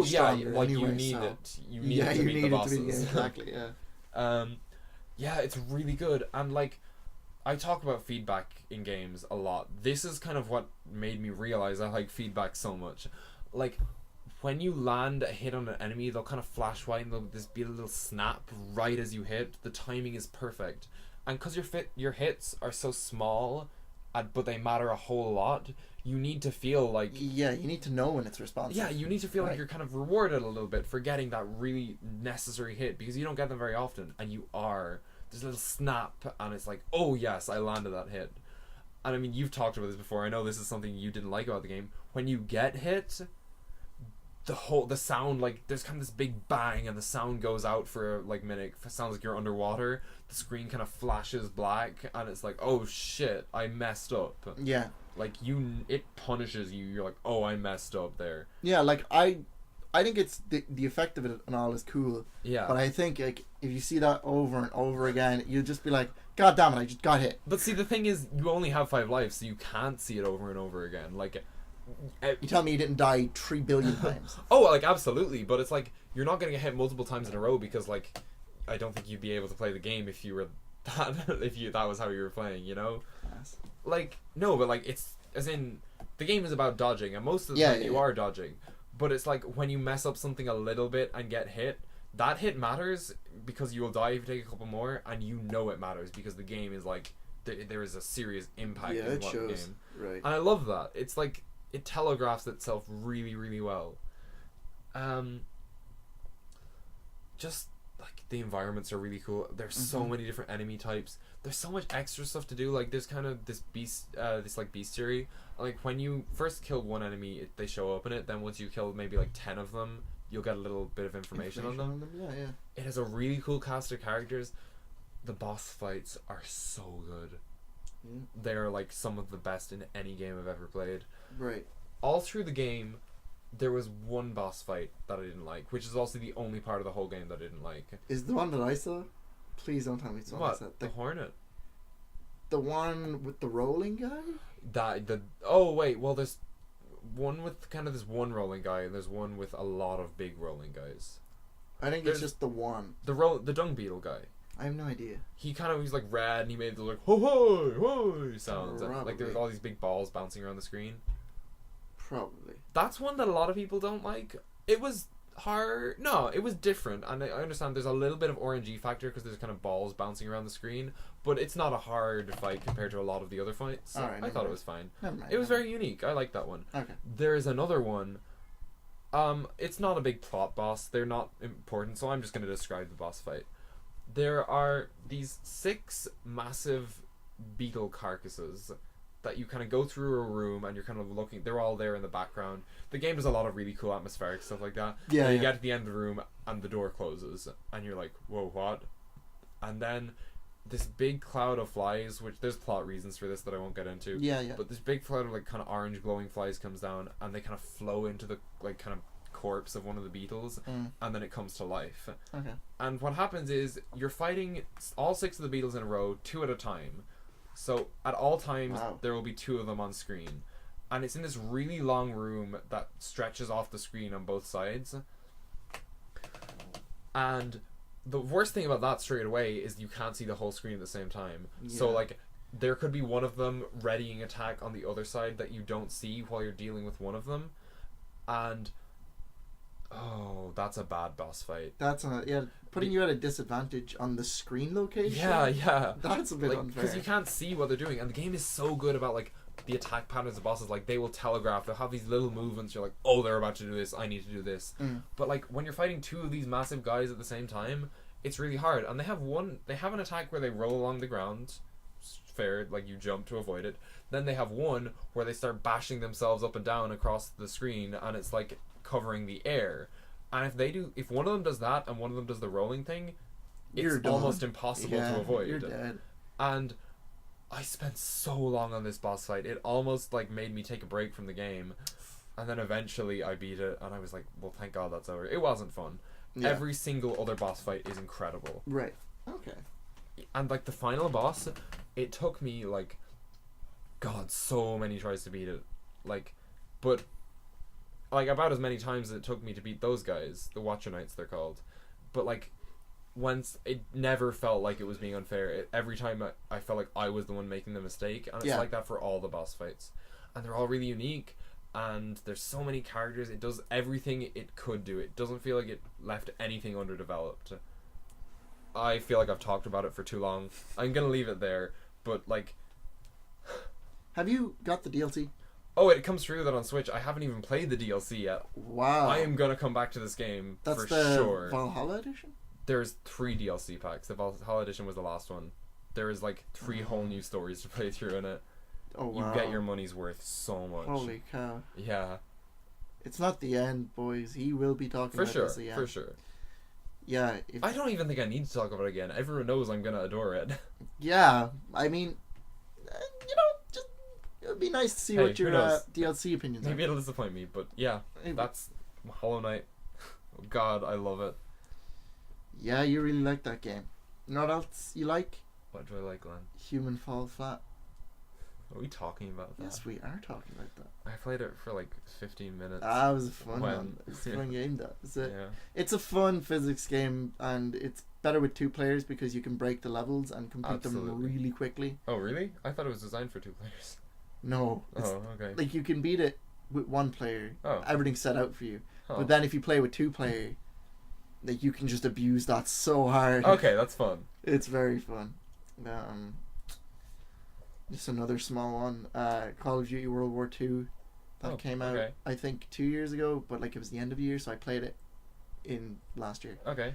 And that was fun. Or Right. did it come out last year? I No, don't no, know. no, no, no, not came out. I don't know. You played in 2018? I played in 2018 Okay. regardless. And like, I know a lot of people hate the modern Call of Duties, and I do. I know absolutely nothing about Call of Duty, Well, so I'm leaving this to Glenn. This one, like, the main reason they hate the new ones is because, like, you have all these technology, advancements, and you can double jump and you can run along the walls and Okay. slide and stuff. I'll and assume that's bad.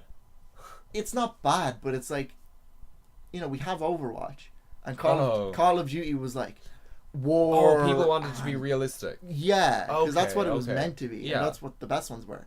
And World War II is a sequel to Call of Duty World at War, which Okay. came out 10 years ago or Wow. something.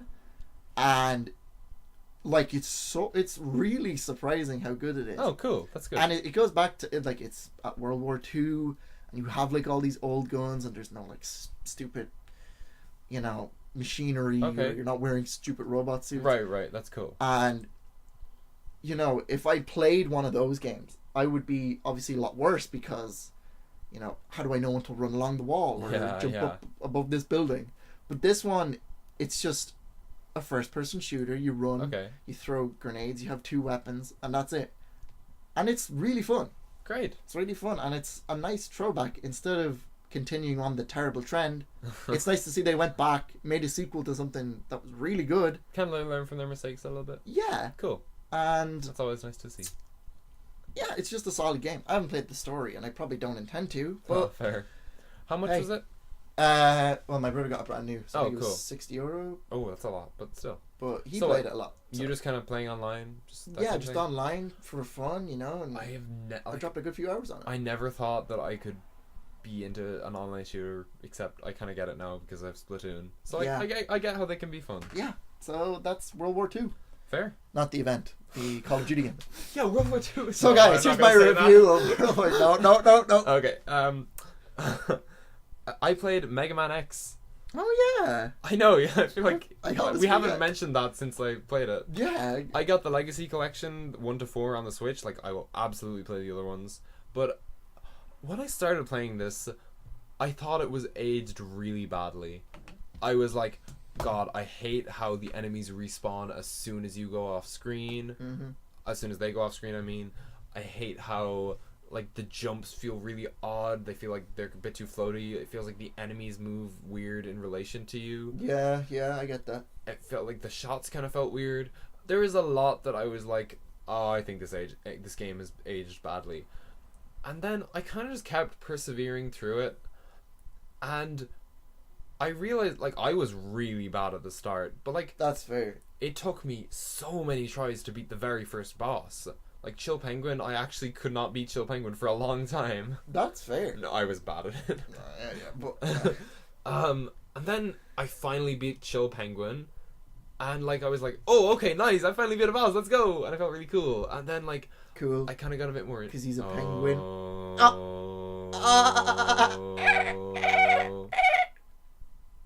Well, got a bit more into it, kept playing, and like I started really enjoying it, and like I started appreciating like how much was put into it. Like there were so Yeah. many enemies, they were all animated really cool. Like the graphics are really, really good for the time. Like Yeah. what did it come out in, like SNES. yeah, SNES.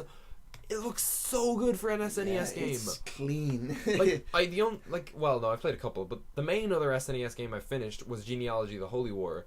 This is beautiful compared to Genealogy: The Holy War. Wow. Like, the colors are so vibrant, and like, I think that's one of the reasons this appeals to me so much. Like, it just does not shy away from these really cool colors, and like, everything looks so good and vibrant. Yeah. And like, the pixels are like crisp. You can play it with kind of this like softened out graphics to emulate like a CRT. Yeah. But like, I just played it with like the uncut graphics, the Right. pixel graphics. Yeah. And like, I loved it. It looked so cool. Yeah. No, I agree. That game looks really, really fun. And- I beat it A while ago, right? 3, 4, 5 years Yeah, ago. wow. And I mean, the game I thought was also really good. And the main 8 stages they're beautiful. Ooh, yeah, oh, they they're are. so good looking, and they're. I mean, I'd fuck them. What? Wait. That's an Evan quote, I swear. I I just felt like that was something. I'm channeling Evan right now. I felt like that was something he would say in that moment. You know, when he said they're so good looking. Actually, yeah, I kind of see it now, huh? Wow, now that you put it in those terms. Anyway, and then the gameplay my life. is really good, but I thought the Sigma stages were a letdown. You know, my major problem with that game was that, like, you save in the game with a password and all this, and like, you get the option to save after every Sigma stage. Yeah. And like, you can go back into the main menu and then go back in and like, you know, start off from the Sigma stage you were on. Yeah. But when you exit it, you have to start from Sigma stage 1 again. Like, if you There you actually go. close the software and go back into it. And I lost like 4 hours of progress after saving just because I Wow. didn't understand that you would get put back stage. Because it doesn't make any sense. Why would you? Yeah. But like, it's an old game. Like, they didn't account for everything. It was True. really, really annoying. But It like, is an I got odd- over it. It is an odd choice, though. Why would they Yeah. input that? And obviously, Okay. like, the more kind of powers you get, the easier the game gets. Yeah. Which a lot of people, I don't know if does anyone actually dislike that?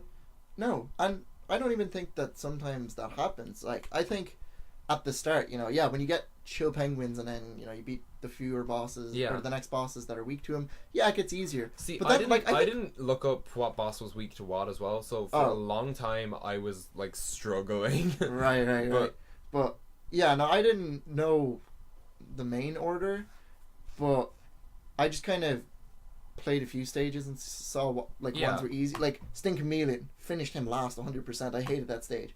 But, yeah, see, for that by that point, he was one of the ones that I just naturally played him maybe 6th or something, and by that point, like, I just had a load of power ups already. yeah, but I beat Boomer Quanger 7th, Wow, second yeah. last, and I still thought he was hard. Really? And I think I had...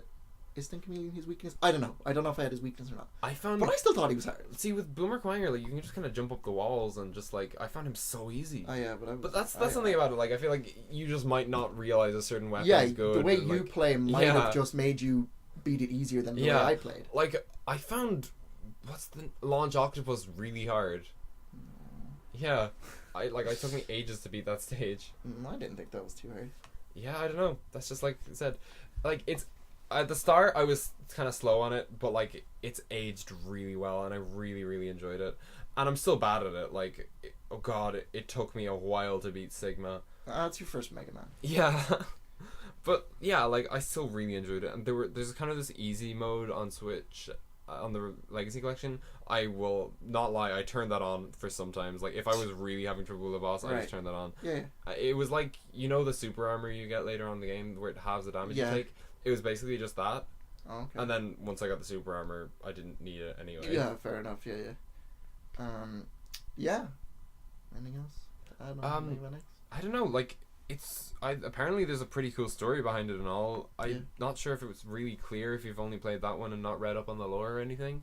Yeah, that one just kind of kick-started off. But- like, the sequel's kind of getting... Yeah, like, I'm definitely gonna play more, and the music is so good. Oh, music's fantastic. Amazing. Can you see why this is Aaron's favorite game of all time? For sure. Like, I understand that. It's really, really good. Like, if I'd played this when I was younger, I can absolutely see how it Oh, got a we're huge blowing impact you on it. away, yeah. But I But- think at the same time, like, it's a game where I don't know if it's entirely for me, but I still really love it. Like, Yeah. it's never going to be my favorite game ever, but, like, I can see how it would be someone else's. Although that jump in flame mammoths can die, right? For sure, That but then corner you just jump. get it anyway. the power up there, you get it in Sigma stage anyway. Yeah, but I wanted to get the jump, so I did. And I gave up on it. I hate that jump. There are some bad jumps. Yeah, there are. Yeah, Mega Man X. Okay, so I played Mortal Kombat XL this year. Can I just say something? XL, extra large. Oh. All the other games on my list have been talked about on the podcast, so that we're gonna get through these ones a lot faster. Yeah, these ones I'll fly through as well. Okay, great. Because I think your boy has only got like an hour left, but that's fine. Ooh. We should be done. We're not gonna take that long. I'd say there's another 20 minutes left. I played Mortal Kombat XL, which it was good. I kind of have a soft spot for the older Mortal Kombat games, Okay. and the one before this, 9, was really good, and that kind of caught me off guard. This one I think is good, but it kind of appeals to a certain type of people, Right. and competitively it's not the best, and it takes a while to kind of get used to the combos. But one thing that it does is when you go onto your moves list, Okay. it actually shows you the frame date of your moves. It shows the startup, the active frames, and the end lag. That's cool. So nobody had to like research it or That's really cool. dissect the game. They just You know, gave it to you. I think it's the same with fighters. I think fighting games, not that I'm a big fighting game person, as I've said a lot of times, but like, I think they should be more open with kind of making stuff available to the competitive scene like that. Yeah. Like, it looks like Fighters does that a whole lot too, where you can kind of open this thing where it kind of shows data and stuff, right? Yeah, you can show like, and like even with the playback feature. Yeah, like, yeah. you can have it play back 2 things and have it Right. randomize each time, And or like up to 10 things and randomize it, so you have to react, and you can Yeah, practice that. And the over fact, over. like, you can kind of input a sequence for your For the enemy to do, computer. and they can just keep doing it. Exactly. That is so cool. Yeah, and especially Like, you can almost practice guarding as other combos and stuff. yeah, like that was kind of seen for Marvel vs. Capcom, I think. okay. But like only on PC. You would never have seen that on console. Yeah, yeah. I love that they're kind of opening it up a little. Yeah, more. but then implementing that, you know, like you click the stick, you Yeah. put your whatever, and then the opponent does it. yeah, It was yeah, just so yeah. creative and so simple. Exactly. Like, it's a really good idea. But And this kind of does something a bit similar, not Yeah, the same yeah. level, but like, and it's similar concept. yeah, but I don't know. The game was good and it was fun.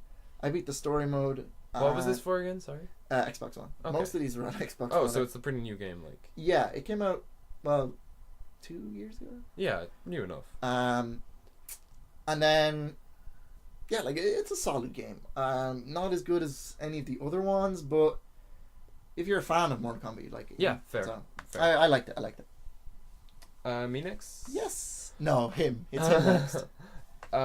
Sorry, I just wasn't sure if you were finished. No, I'm finished. Okami.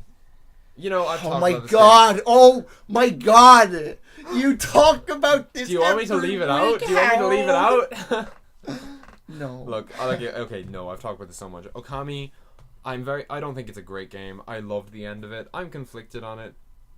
There is a parts of it that I like, and you know, one more thing. I had this feeling the other day while I was playing Pikmin. I think I'm playing that at the moment. That's gonna be on a normal episode, and I had the weirdest experience ever. I kind of missed Okami a tiny bit. Oh my god! Everybody, he freaking loves the game. I don't. He loves the game. He's lying. He's in the night. It's a bad game that I got really attached to just at the end. The last, like, 15 hours. See, maybe you just missed the end, and you're like, "Oh, I wish the start was good." The control, like I said before, like, the controls of that game are so nice. When you're just running around, Yeah, that yeah. feels great. And I just kind of miss that feeling of just kind of running along hills and stuff. It's really When he nice. runs, like doesn't like grass and stuff. form Yeah, they behind come him? behind him and, like... That's cool. Or, like, there's 3 speeds, so, like, she starts off slow, and then, like, if you keep holding forward, she kind of speeds up, then it kind of, the screen, like, bursts as you go Oh really yeah, I fast. actually know what you're talking about. Yeah. And there's all these just, like, long, big planes. It's, you know, there's some really strong points. And it was very important in terms of, like, really pushing the visual aesthetic of it, like, games, and, like, coming up with this entirely new art style. I thought that, it, you know, it does a lot right. And there's some stuff that it should be remembered for. Okay. Yeah. And, yeah, like, I don't think it's as good as people say it is, but That's there's fair some really, really important things about it. That's Okami. I'm not going to talk about it anymore. He's lying. I played Braid for the first time. Oh, okay. It's this indie game. You talked about it while I was talking about Limbo, right? Yeah, there's Yeah. definitely some similarities there. They were kind of around the same time frame. Yeah. And this game is so good. Like, I think I've heard stuff about it. Yeah. it actually impacted me in a way. Yeah, for sure. That's so nice when you get like something from a game. Yeah, and basically, without giving away the story or its message, it just makes you consider perspectives, you know? Okay. And the main guy, Tim, he... I like how he's just called Tim. Yeah, he's just, you know, it's fine. He goes through, like, all these levels, and, you know, you don't know much about him, and you get, like, little journal entries before each level. Okay, cool. And then you get to the end of the game, and there's this really weird sequence, and you're not really sure what's going on. You hear these weird sounds, and then everything becomes clear. Okay. Once you get that's to a cool. certain point. I like that. Then you play the final part of the game, and there's this massive plot twist, I will absolutely play this game at some point. and it changes the entire game to you. Okay, cool. And it made me feel sad at the end Yeah. for what it did. I'm not gonna Okay, say why okay. because that Yeah, I'm completely gonna play destroys this. it. But my God, I just felt so upset when I finished the game. Wow. And it's Sam. like this happy, cheery kind of. I don't know much about this game at all. Like, I've just heard it's really good. Oh, it's so good. Okay, cool. What's it on? Like, you played it on Xbox, I'm sure? Yeah, it It's on was PS4 for the. as well. Yeah, it's on like the PlayStation Store, Xbox Live Arcade. Okay. Really? I hope it comes to Switch, but if not, I'm gonna be getting a PS4 in the summer anyway, so I'll play Yeah. it. I'll play Well, it. Braid's great. Braid's amazing. Cool. There you go. I'm gonna talk about Limbo next. Nice Wow, segue. nice little This is link. on the list. That wasn't even on purpose. Wow. I've Alright. talked about this too. This is another really, really cool indie game. It's short. It has something personal behind it. I think, like, who knows? It's clear the creator put something into it. Like, but this has some really amazing set pieces where it's like, oh my god, this is so cool. It has some of the best puzzles of any game that I've played. Like, it really just pushes your thinking to another level. Like, it's not like the puzzles themselves are like really, really hard. Like, everything is always there right in front of you, and it's just really challenging the way you think about problems, which is really, really cool. And I'd love to play another game like it. But yeah, like, it's a puzzle game. I've never been too into them, but like, this is something other than that too. Like, it's just really, really good. Yeah, it's not the main. It's not the only focus. No, like, It there's is so much important atmosphere focus. stuff. Yeah, I can see that. And it's short. It's really, really beautiful. I think it's so worth playing. Yeah, it seems like it definitely. Yeah. I get around to playing that soon. Yeah, at some point, I'll play Braid, you play Limbo. Yeah. And we can talk about them. Braid's short. Braid's only a few hours. Cool. And also, like, obviously Limbo does have another game made by the same studio called Inside, Alright, which sorry. people said, like, people have said it's even better than Limbo. Like, I'm really excited to play that. Yeah. So I'll definitely be talking about that at some point too. Limbo is really, really good. Like, top 5 games of 2018, definitely. Damn. Braid's also my top 5. Nice. It's crazy. Okay. I beat Mega Man 2 and 3. Ooh, okay. I should have said them earlier. We couldn't have that I nice know. segue. Sorry. And yeah, they're solid. They're really good. They're pretty old though, right? Like, what, NES? NES, yeah. But it's a Mega Man formula, and They seem like they've aged better than most NES games. yeah, I think that's why they could make 10 of them using the same formula, and it kind of worked out. But yeah, no, they were pretty great. Music's amazing. I thought you didn't like chiptune. Oh no, I meant the remastered version. Oh, Remastered version of the songs. sure. Music's amazing. Die. Look, here's the thing. Next episode, we're gonna talk We're about gonna talk chiptune. about it? In our trope section. We're gonna talk about chiptune. Okay, fine. I'll reveal all my secrets. Yep. All these cards up my short sleeve. Ooh. Muscles. Anyway. Yeah, no, the only part I hate about Mega Man 2 is when you fight an alien and you Oh. have to shoot bubbles at it. Why is... Literally, I don't know. But, like, why is that I bad? literally... No, I why don't- is it bad? Oh, because it's cryptic. I mean... Oh, what? The only way to beat it is fight... Yeah. But The only way do you to just beat... have a bubble weapon? Yeah. So you just have to use one of your weapons. You're gonna cycle through them anyway. But it can run out. Oh, yeah, I guess. Like, you could use... I was using that throughout the stage. Oh, Then I and got you to can't the use boss. the buster against it.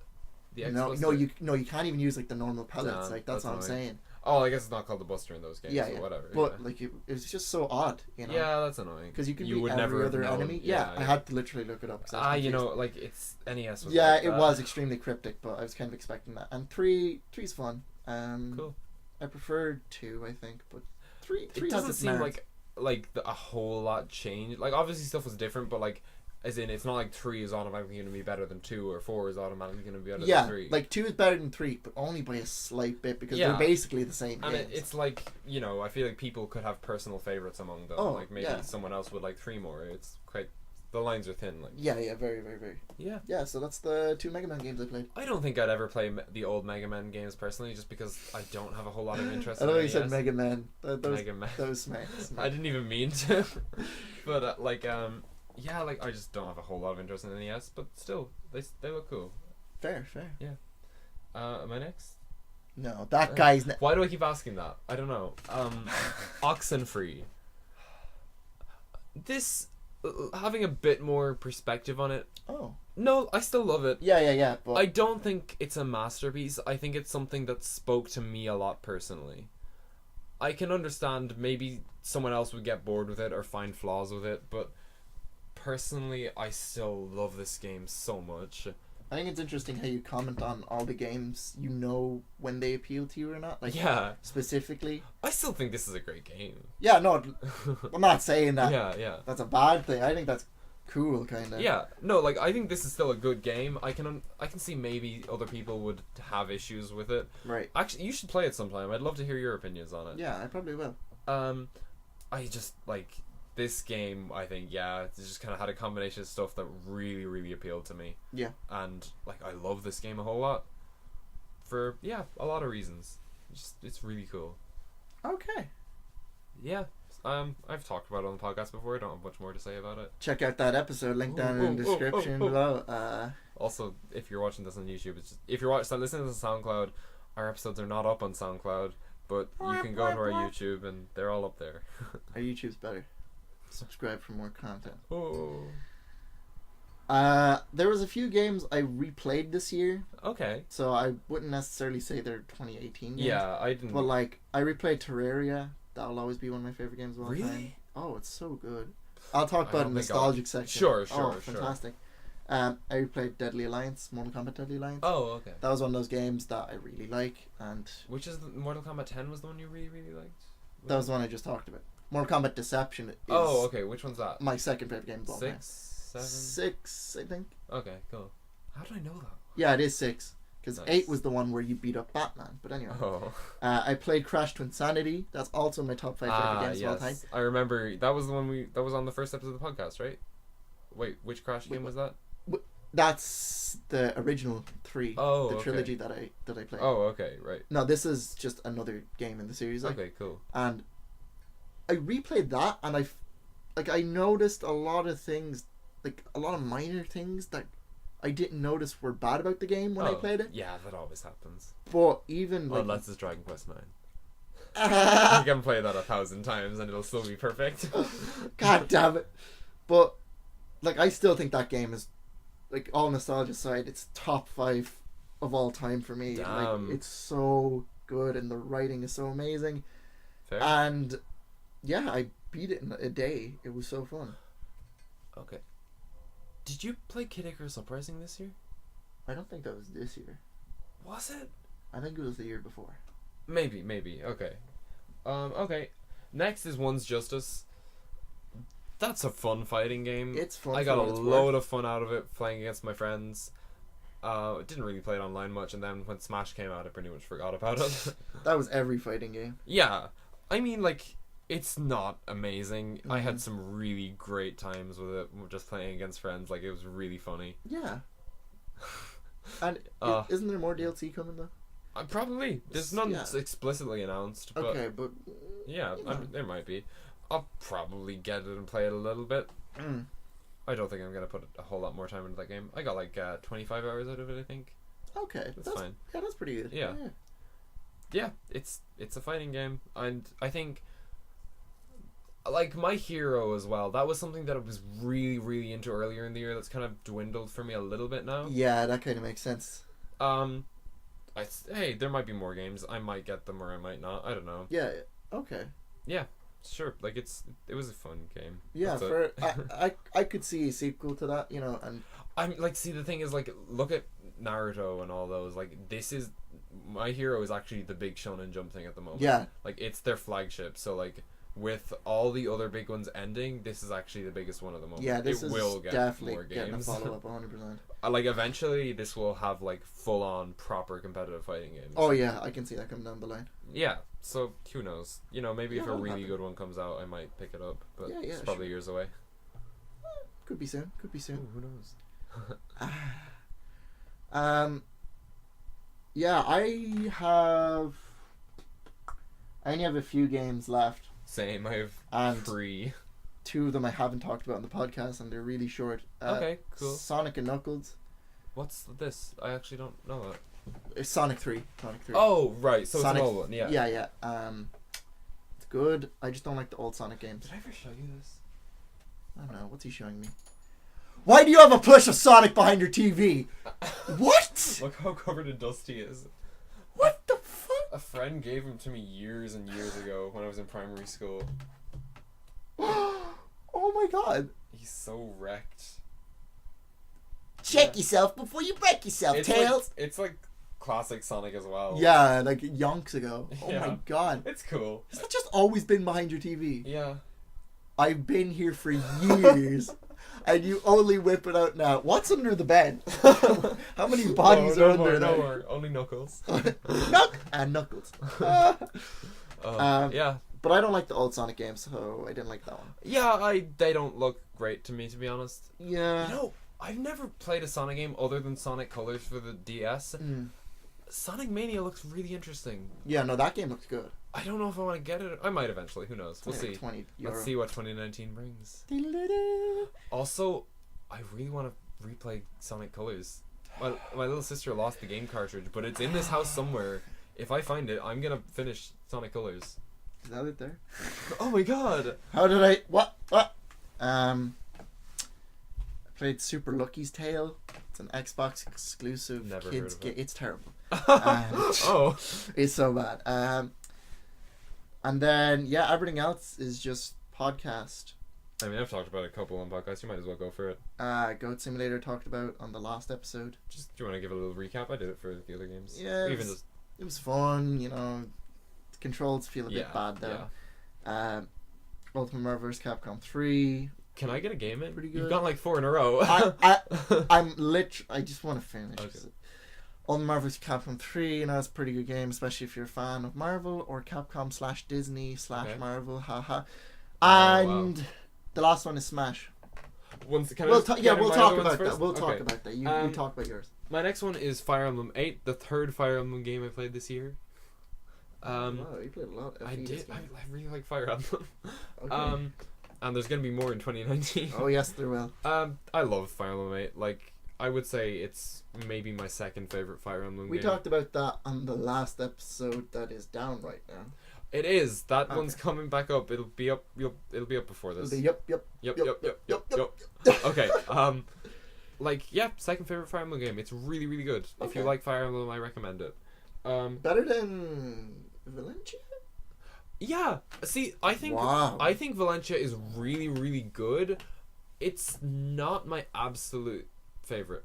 I don't really know. It's just, you know, the controls are kind of different to other Okay. Fire Emblems. Yeah, if you just feel Sacred Yeah. Stones is better. A lot of the Yeah, fair. mechanics are different in Valencia. They're not worse, but I just kind of prefer the normal mechanics. Yeah, that's fine. Something, I know I'm kind of going off here a little bit, but in Yeah. Shadows of Valencia, you know, mages kind of just like learn spells as they level up. Yeah. I don't like that. Okay. I really love it when the mages kind of use tomes, because it feels like that's their weapon. Like, they fit into the rest of the army. Okay, yeah. Like, they have their kind of books as weapons, and like Right. you can equip different spells in them, and I think that's cool. But hey, Shadows of Valencia is still a great game. Fire Emblem 8, second favorite Fire Emblem game. Okay. Um, Rapid fire. What's next? one Chief? more. There's actually one more before Ultimate. Oh, wow. Splatoon 2. Oh yeah.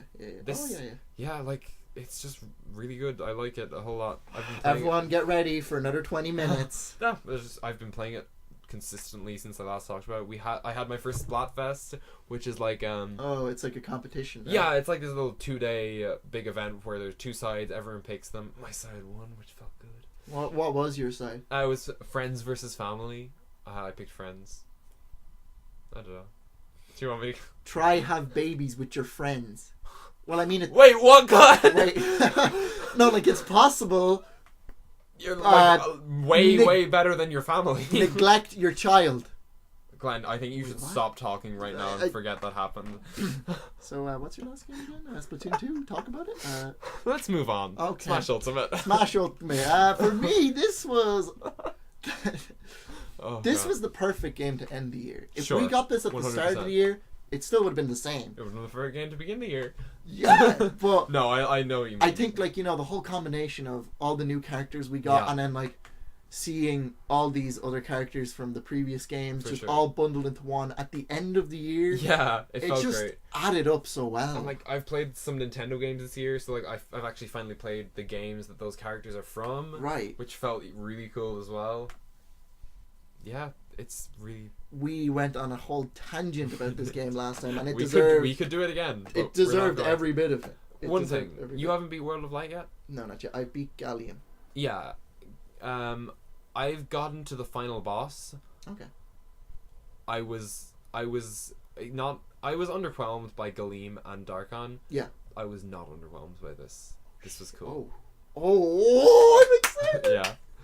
Oh my god, I can't wait to play this at 5 a.m. again. Yeah. Wow. This is cool. Smash You- Ultimate you is... lots to look forward to. I'm looking forward to it. Not Yeah. gonna lie. So, after 3 hours... Yeah. Wow, we hit 3 hours. Woo! Pop. Break out the champagne, everyone. Listen to this in New Year's on 2020. Wait, what? So, One thing before we do the crowning. the kind of game of the year. Anything you're looking forward to this year, I'm 2019? looking. I've got 3 games I'm looking Sure. forward to. Okay, cool. Kingdom Hearts 3, which of course. is coming out in less than 3 weeks, but I won't be able to Ooh, play it shit. for like 5 weeks because Yeah, our mocks yeah, are out. But I am going to rant about that game when I beat for it, sure. so I'm saving it for then. Mortal Kombat 11's coming out Okay. in April. And Really? we're getting the reveal of the game this month. Actually, we have no idea what it's going to be like. Oh, this is one that you were telling me that came out like really soon after it was announced. Yeah. Yeah, cool. So looking forward to that. And then Bloodstained Ritual of the Night is coming out Oh shit! Yes. by Igarashi, the guy who does most of the old Castlevania I games. really need to play Curse of the Moon. I've heard Oh, that such looks so great things good. about it. Yeah, I've heard only Oh good my things. god! And that was a Kickstarter goal. Yeah, it's Like, crazy. That wasn't even meant It's to like be. €7 on the eShop. That's so crazy. And this game, like, I remember seeing this Kickstarter in like 2014, 15, That's cool. and I've been waiting for Ritual of the Night because it's literally Aria of Sorrow, but Nice. in HD and like modern, and like you get souls I'm from sure enemies. there's gonna be some new stuff as well. Oh, that, yeah, like, yeah, makes yeah, it really, definitely. really cool. But I am so looking forward to that game. Nice. Holy crap! But those are the main 3. Okay. So, and then like last year a lot of games popped up Oh, that I sure. wasn't looking forward to, like, or not looking forward to. I didn't know of, like Braid. I didn't think I was going to be playing Yeah, that last I year. know what you mean. So there's going to be so many secrets this year that will just Yeah. pop out of nowhere. So I can't wait for those. I have a bit more than 3. Okay, yeah, go ahead. I'm gonna obviously Fire Emblem Three Houses. I Yeah. just like Fire Emblem. I don't have this game didn't like absolutely astound me with the first trailer we got, but I'm Yeah. still incredibly looking forward to more. And like Of course. first trailers can be very misleading. I feel like Yeah, there's a lot they're not showing us, and like Oh yeah. if this learns from other Fire Emblems, this could be really, really good. Mhm. Also, Fire Emblem on Switch, that's just really, really cool. And now it's like, now that it's a main IP, I surely it's know. going to get like a it's Nintendo gonna get a good treatment. Yeah, for 100%. sure. I'm really looking forward Can't to wait it. to see that. We got Wargroove, which is a really small indie game published by Chucklefish. Okay. It's kind of it has strong elements of Fire Emblem in it. Right. It's kind of got the same battle system sort of, but also it's much less like it doesn't have a big story. It's just this kind of little tabletop. Well, not tabletop. Obviously, it's kind of on the board like all Fire Emblem games are, and it's just kind of like battles. You can make maps and upload them to online. Download other people's maps. That's such a cool idea. Yeah. There's like there's like 6 different armies. There's loads of different unit types, just like Fire Emblem. Loads of different weapon types. it just looks like a really fun game. I feel like I'm gonna play it a lot when it comes out, just because it's kind of got the Fire Emblem battle system, which I just like. Yeah. Okay. And it's just this kind of really like packaged up.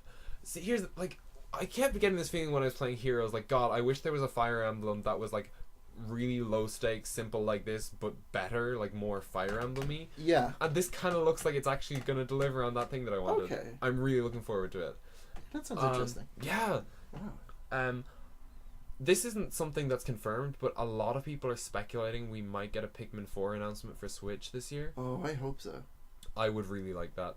I've been playing Pikmin 3, which is also, I think I might have already mentioned that, but like, yeah. Yeah, I finished like Pikmin 4. 1, 2, 3 years ago. Yeah. Great game. They're really fun. They are. So yeah, like if Pikmin 4 comes on a Switch, I'm getting that. The new Pokemon game coming out at the end of the year. That could be interesting. Yeah. Yeah, like I have high hopes for it.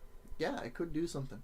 I'm not too big into Let's Go, but this could be cool. But you know, back to main series. Yeah. You know, especially because Moon and Sun, like they were really They good. changed up a lot. I would love if they went back to Gym Leaders and changed up something else. Yeah. Yeah. And I feel like they will. Yeah, they'll do something. Hey, who knows? We'll see whenever we get a trailer.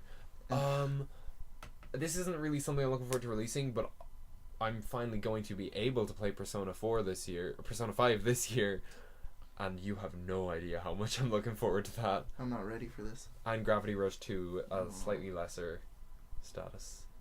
Slightly. It's like literally tiny. They're both two of my favorite games ever. They're but, almost on the same level. Yeah, like, I'm looking forward to all of those. And, like you said, there's going to be more coming out too. Like, I will definitely play the Bloodstained game. I need to play Curse of the Moon. Ritual of the Night also sounds really good. Mm-hmm. And, yeah, that's what I'm looking forward to. Okay. A lot of hopes for 2019. Hopefully it goes well. 2018 was a good year for games. Yeah, for sure. And, like, I got a Switch and I got, like, back into games in general. Yeah? Okay. So, like, yeah, I'm definitely looking forward to it. The first half of the year might be a bit dry. We do have the Leaving Cert. But, yeah, who knows, you know? Once summer comes... Oh, yeah, we're all out then. You're gonna go daily episodes. Daily live episode. True. Hey guys, welcome to the radio. Ooh. The It's just our vodcast job. radio. Take a shot of vodka in the morning. Oh my god, yes, that's our tagline. So, yeah, now the main event. This is Games of the Year. big Do you review. want to do a top 3? Sure. Okay. Top 5? Sure. I don't Okay. have a top 5 plan, but we'll see. Alright. Okay. I'll do my top 5. Right. Can I guess them first? Just give you a little chance to look through. Right. Sure. Okay. I'm gonna say that I don't know if I can remember top 5, but I'm gonna say Fighters is definitely top 3.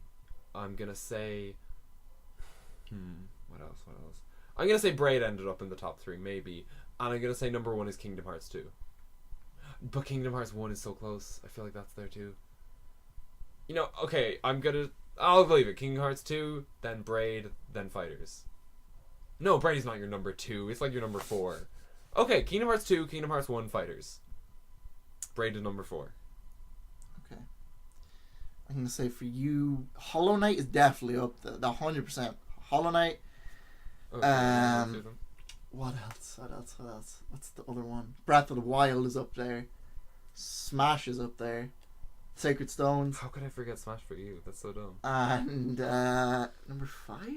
Limbo. Okay, cool. Give me 1 second to sort this out. Alright, well, my top 5, in no particular order. Oh, you should do them in an order.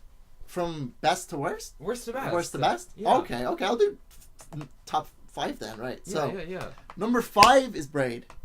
Okay, close enough. I'll That take it. game is amazing. 100%. Number 4 is Fighters. Oh, okay. The story mode isn't that good. Oh, you've said that, yeah. It's a big letdown. The online is fine if you're fighting people in your region. Okay. Number 3 is Smash. Okay. Because, the game is fantastic, as everybody knows. We talk about it a lot. Yeah. But I've played a Smash game before, it wasn't like a completely new experience. Sorry, I zoned out for a minute. What are we talking about? I was trying to figure out my As top I 5. said, he pays no attention. I'm sorry for my I was co-host trying to figure behavior. out my top 5. It's hard. Braid number 5, Fighters number 4, Yeah, I heard those two. Ultimate number 3. Okay. Because, like, it is a fantastic I game know, in its yeah. own right, but on a basic level, it is a Smash game. Yeah. Which I've I played get you. tons I of get you. before. I get you. Whereas number 2, Kingdom Hearts 2, Oh, okay. which is just a completely different game. Sure. That, like, I've never played something like that before. Maybe Dark Souls at a stretch. Damn. But number 1 has got to be Xenoblade Chronicles. Oh my Oh, it's because you didn't say anything first. Oh my god, this game. Oh. No, listen. Look, I'll do my top 5, then we Do each your give top our number 5, ones. because I'm Okay. gonna cry. 1 second. Just give me 1 minute. Fill in our talk to our audience for a minute. Welcome to Filler Dialogue featuring Filler Dialogue. Oh, Jerry, is that you? Malcolm? How could you? This is the weirdest. Hey guys, it's me, Jacob. What's poppin' with it? No, I love Xenoblade. Okay, I get it. I love Xenoblade. Alright, I'm ready. Hit me up. Wait, I'm not. He's not ready. I apologize for my co-host. Okay, I'm ready. Okay, he's ready. Number 5, Oxenfree. I should have guessed Oxenfree. Made it up to my top 5. See, because he said, this game is still amazing, but I reflected on it and blah, blah, blah. I was like, maybe it's not in his top 5. I mean, I don't think... Like, there are some flaws that I am 100% able to overlook, because I love it. Okay. Number 4, Smash Ultimate. Okay, I was right. Okay. Yeah, like, that is an amazing game for sure. I love it so much. I think it is incredibly... In terms of fun, it's almost unmatched. Like, I just get so much fun from playing it. Like, there's no kind of... I like games that kind of have, like, big stories and, like, this sort of atmosphere kind of going on. It's really fun, unmatched in that. It's not meant to have an atmosphere. That's just not the type of game it is. Yeah. So, like, it's not my number 1 type of favorite game. But Right, like, right. the fact that I don't even like fighting games and it kind of True. made it all the way up there, True, that's crazy. impressive. Next up, this was really hard, and there's some stuff that I wanted to include in my top 5 that I didn't get to. Next up, we got Fire Emblem 4. It had to. Okay. There's- Damn it. Why? I forgot you played 4. I I said know. Sacred Stone. Sacred Stones is in my top 10. Okay. Like, okay. This, like, it's just one of my favorite games. I've talked about it before. It just... That's your favorite Fire Did I Emblem. even mention... I think I might have accidentally skipped Fire Emblem 4 in the run. Did I? Maybe not. Who knows? I have no idea. Like, It's been hours. it's an SNES game. I think I've talked about it before. Just, like, it does something different to all Fire Emblems. It feels like these huge medieval wars going on where, like, the world is changing and this kind of stuff. Like, the story is just bigger than anything else. Yeah. And the maps are so huge. You are kind of engrossed in this world. It's amazing. It does something that I've never experienced in any other game. Okay. So, yeah, I love that. Number 2, Breath of the Wild. I was expecting. Yeah, like I've said, I never played an open world before. This was a really new experience for me. It's just something completely new, and it's amazing. And I really loved all the time that I put into it. It's really just, it's great. And it's gotten me into the whole concept of Zelda as a whole, so I've got a load on my list to play. Yeah, for it must have 2019. affected you pretty well. Yeah, to it's, do that. It's so good. Like, I think anyone can say they loved it that much. Yeah. Number 1, like, I gave We it all- away. So predictable. We all know. He went Hollow on Knight. a 30-minute rant. Yeah. Hollow Knight. You gotta do these games quick. Yeah, it's just something else. Okay, do you want to talk about your number 1? Yeah, because I completely skimmed over Xenoblade. This Should have game- known. I should have done the this same for Hollow Knight. game- I spoiled it all now. This game, its experience was incredible, and I played it over the Christmas of like 2017, and then that led into 2018, and then that's when I finished it. Okay. And I beat the game in about 100 hours, right? Wow, it's long. And I beat the That's game. longer than I spent with Breath of the Wild. You're welcome. And I beat it, and I thought, wow, this is amazing. And then I cried watching the ending, obviously, because it was amazing. Fair. And I thought, wow, the story in this game is fantastic, and I'm so glad I beat the game. Then I unlocked New Game Plus. I thought, but I'm not going to play New Game Plus. Like, I found out this game from a YouTuber, and I'd already watched 60% of the story, so I just wanted to finish the story. The gameplay was great, but it wasn't what appealed to me. And then I started playing New Game Plus, Of course you did. and for some reason, I went on to 100% the game. I did every quest I could possibly hours do. did you spend on this? Now, that only took me 80 hours, so That's I've spent a total of 180 180 hours on That's this so game. much. Hey, this game changed so much. It made such a huge mark on me. Fair. And Yeah. it was so unfair going into 2018 with that, because like Nothing else could nothing compare. else could compare. Like, when I think of my top 3 favorite games of all time, it's Melee, Mortal Kombat Deception. Wow, is the Mortal Kombat that high? Oh, it's so We'll good. talk about it sometime. And Xenoblade. Wow. And I don't see those top 3 ever changing. But at the same time, you if you asked me that last year, I probably Yeah, would have yeah. said, yeah, whatever my third game was, probably won't see that changing. Yeah. But like, those top 3 are so above all my other games that I've Yeah. ever played. I get what you mean. And not that 2018 was a bad game, like a bad year for games. Like, there was Ultimate, I played Kingdom Hearts and stuff, but like, none of them affected me as much as Xenoblade. I get you. And I was going through a phase for months after I beat that game where it was just, I was obsessed with it, and it was always Hey, on my that's mind. fair. That happens. And oh my god, like the characters, and like, there's always something small or new If you'll you were find. if you were an artist, your Twitter would have just been. It would have been for months. Xenoblade fan Because art I for see that with days. other artists, like they're like, oh my god, I played this, and for like 3 weeks they just post like exclusively art of like. That one would have been me character. for 4 years. Yeah. And like the heart-to-hearts, the quests, finding out like little character, like, like the way I can describe it is, right, so have you read, I assume you have read Harry Potter, right, like I all have. of them, like, have you ever read that and been like so invested in the world, and you like imagine yourself in scenarios in that Oh, world? for sure. When I was a kid, I was like, Yeah. well, if I was a wizard, I'd be doing this and this. Right, that's like what Xenoblade made me feel like. Oh, for sure. And even more recently, I'm sure there are other examples. Like, yeah, I don't know. I can't think of them right now, but there absolutely are. Yeah, and like, this is one game. Oh, like My Hero. I'm sure literally everyone's Oh, like, God, I wonder what my quirk would Yeah, be. I remember Yeah. people saying that, actually, yeah.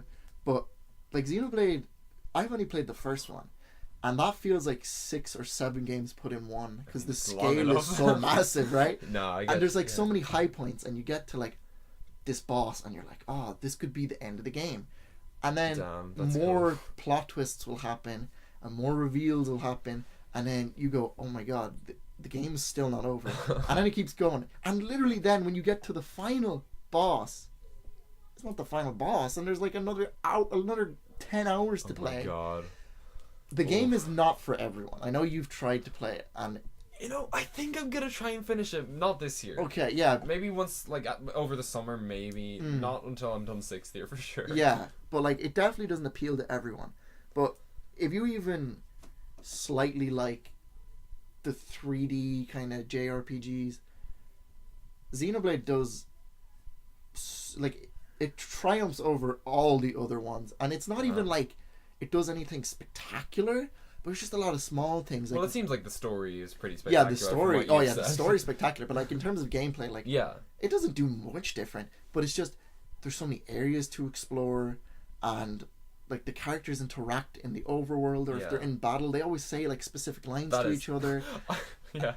Get him, Ryan. No, Right. it's Ryan time. Done bad. Get him, Ryan. Focus up. Oh, I'm trying to think of Charlotte's. There's some Charlotte line that she always says. My rifle's heating up. Probably something like Yeah, I that. know. Yeah. My rifle's heating up. But like, yeah, no, even the characters, like, I invested so much in like upgrading them, getting them the best gear, getting them the best gems, Damn. like farming all kinds of stuff, and oh my god, this game means so much to me, and I definitely will play it again I get you. Yeah. sometime soon. And the Xenoblade Chronicles 2 I'm looking forward to, even though I don't think it might be as good, because I've heard people From what say, I've seen, like, I haven't even looked at reviews or anything. Just even the whole concept behind it, it looks so much weaker than Xenoblade 1. yeah, it's not as serious, I can tell. Yeah, exactly. Yeah. Okay, like I've said, I've tried to play Xenoblade. There were parts that I liked. I was nowhere near as into it as Glenn was. Like, there were parts that put me off a lot. But, like, even just hearing you talk is kind of making me like, yeah, true. Like, Yeah. there are really strong parts. Like, the world, like, there are just these parts where we'll get to a new area and it's so expansive and, like, It's crazy. it feels like kind of nothing you've been in before. Like, Yeah. there are really powerful parts to that game. And, like, this isn't really a spoiler, but, like, I remember there's one part where you're kind of trying to get to the head of the Bionis, that's what it's called. And you're just kind of, like, you're kind of at its back or something, and it's like, yeah, we have all this way to go. And it felt like a book or a movie or something, just, like, this saga, kind of, like, an epic. Yeah, you have to get to this point, but all of this other stuff unravels like an while you epic get there. journey. And that's Yeah. I love those kind of stories, like a big adventure, like just kind of a classic adventure to, like, a place. And, like, the fact that in this world you're climbing upwards is such a cool narrative thing as well. Yeah. And, like, all the people you meet along the way, the Exactly. different areas you go to. Like, the background story to everything is just so strong. Yeah, it's really cool. Like, there were things that I didn't like. To be honest, most of what put me off was I just found the gameplay really boring. That's fair enough. The combat, people say, is repetitive. Yeah, like, it got that. very repetitive for me, and, like,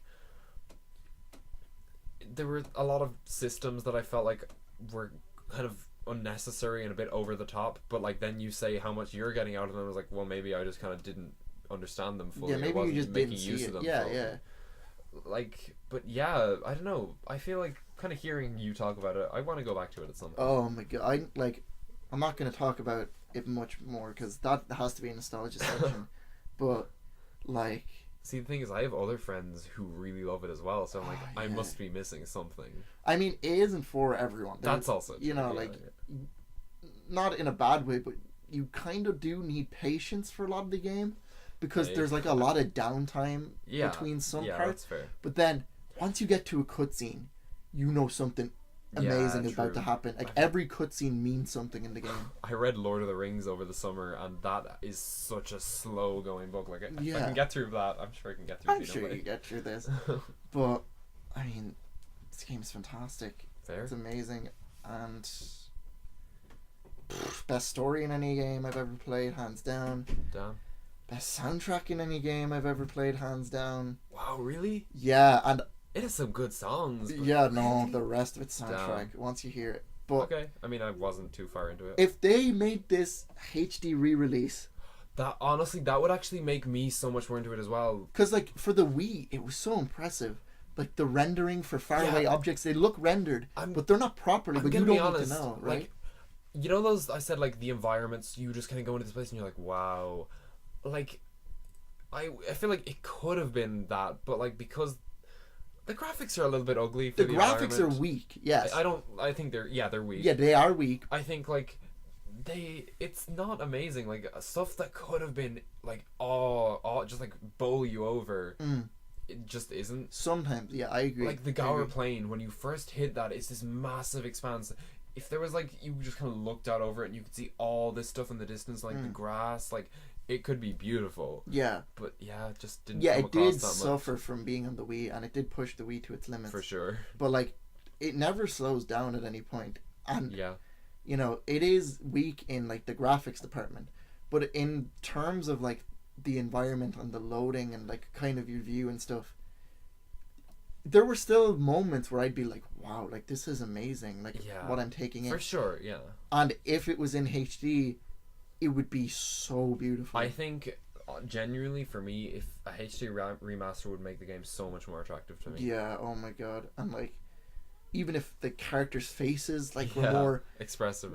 more expressive, and, like, you could, like, you know, grass rendering and stuff. Like, honestly, it would benefit from a remake more than a remaster, like something like Shadow of the Colossus, where they just redo a whole lot, you know? Yeah, they could do Like, a lot of things different. Like, not even a remake as in, like, sort of the plot or the gameplay or anything. Just make everything, like, upgrade the UI to make it nicer. Oh, upgrade yeah, all yeah, the graphics. yeah, they would make it kind of definitely. people more expressive. Maybe make the cutscenes a bit more cinematic even. Yeah. Like, the same things happen in the cutscene, but just improve them a bit. Yeah. And like I said, maybe kind of have different shots. Like, I would just love if Gower Plain was really beautiful. You step out on Gower Plain, it has this huge panning shot. Oh, yeah, if it had just camera sweep the whole area, that would so be cool. amazing. I think it could really benefit from something like the new Shadow of the Colossus. Yeah, I think so. But, yeah. I mean, that's Xenoblade.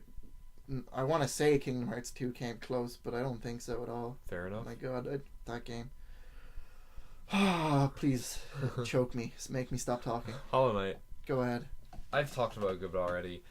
I think something with this is that like this won't age very much because the graphics are just so nicely rendered themselves. Like it's all 2D and hand animated, and just like not only is this an amazing game, it just kind of hit me at the perfect time.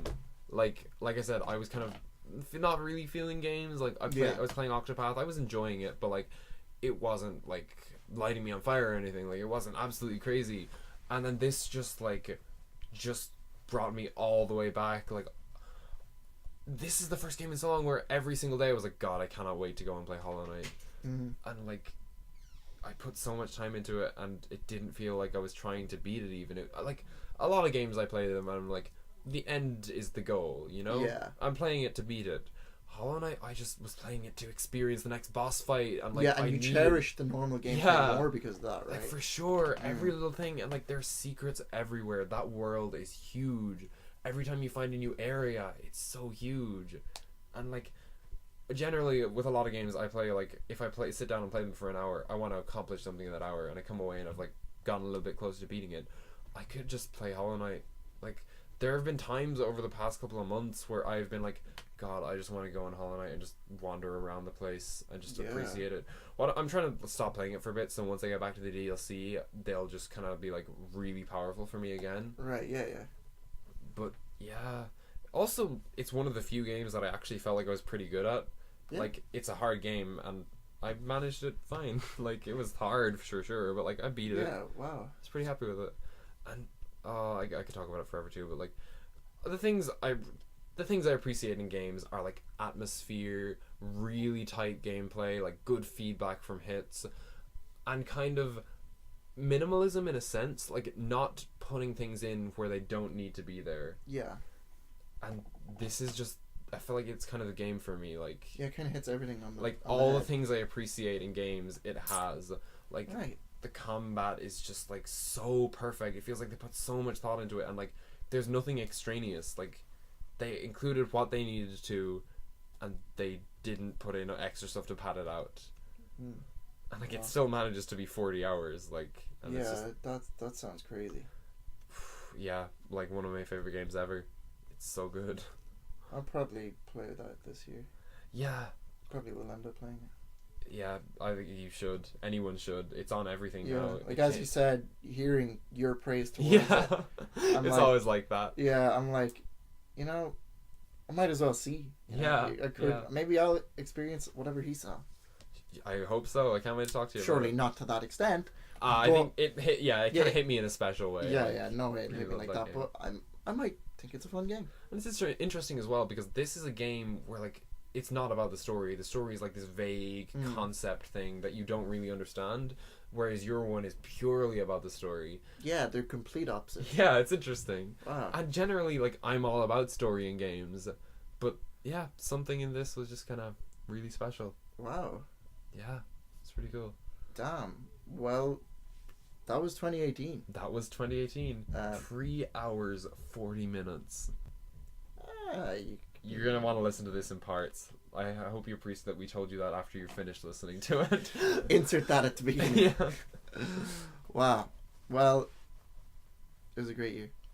Genuinely, yeah. It was a lot. I'm sorry. I forgot. My number one favorite game of the year was Jablinski Games. Jablinski Games is the best graphics. Did you see his first video? With the pinball thing? A house with a pin in its balls? I didn't watch it. I did. I want to watch it. It's not. I didn't get a chance. I'm going to. Yeah, it's not good. No. Well, I mean, it's alright. No. Jablinski, no. He's still gonna get like millions of views on. Oh yeah, he did. Yeah. Wait, why am I lying again? Number one was filler dialogue, the best game of all time. Don't worry, 2020 got some filler dialogue. The video game is coming. Yes. I can't tell. That was probably really quiet. Nothing spiked. Anyway. Just one more thing. I know we didn't do like TV shows or anything, but another thing I really loved this year was Hilda. Just really, really amazing. TV show of the year. Huh? TV show of the year. For sure. Mine was Friends because I actually watched all 10 seasons. You know, Friends was on my list. I think if we had time to do TV shows, we would have. I spent a whole lot of the start of the year watching Friends. I spent my whole start of year and summer watching Friends. We'll talk about it sometime. Yeah, we will. We'll talk about the ending. I haven't seen the ending. You know. Well, no, it was I'll a- vaguely Yeah. describe what my feelings towards it were. Hey, Anyway, we'll get to it. Yeah, 2018. Hope you enjoyed. hope you did enjoy. And 2019, we have a lot for next episode already. We actually, I mean, it's been a long break since our normal episode. Yeah. Yeah, true. Like I have a few games to talk about. Same. You have a few games. I only have 2, but still. Yeah. I'm going to see the Dragon Ball Super movie. I'll talk Ooh. about that. Yeah, I think I've seen a movie or 2. Um, Oh, there will be a movie I've seen by the next episode. Yeah, that I Okay. want to talk about. Okay, cool. right. Well, That's all, folks. that's all, folks. See you next time, Jablinskis. I'm pulling back the chair. We're still calling them Jablinskis. Yeah. Yeah. Okay. Cool. He stole the term from us, Yeah. if anyone asks. So see you next time, Jablinskis. Leave a See comment. ya, Jabletins. Subscribe for more content. Yeah. Yeah, no. That's We always end it just like, yep. See ya. yeah. We need to get an outro. Yep. See ya. Bye. Jablinski.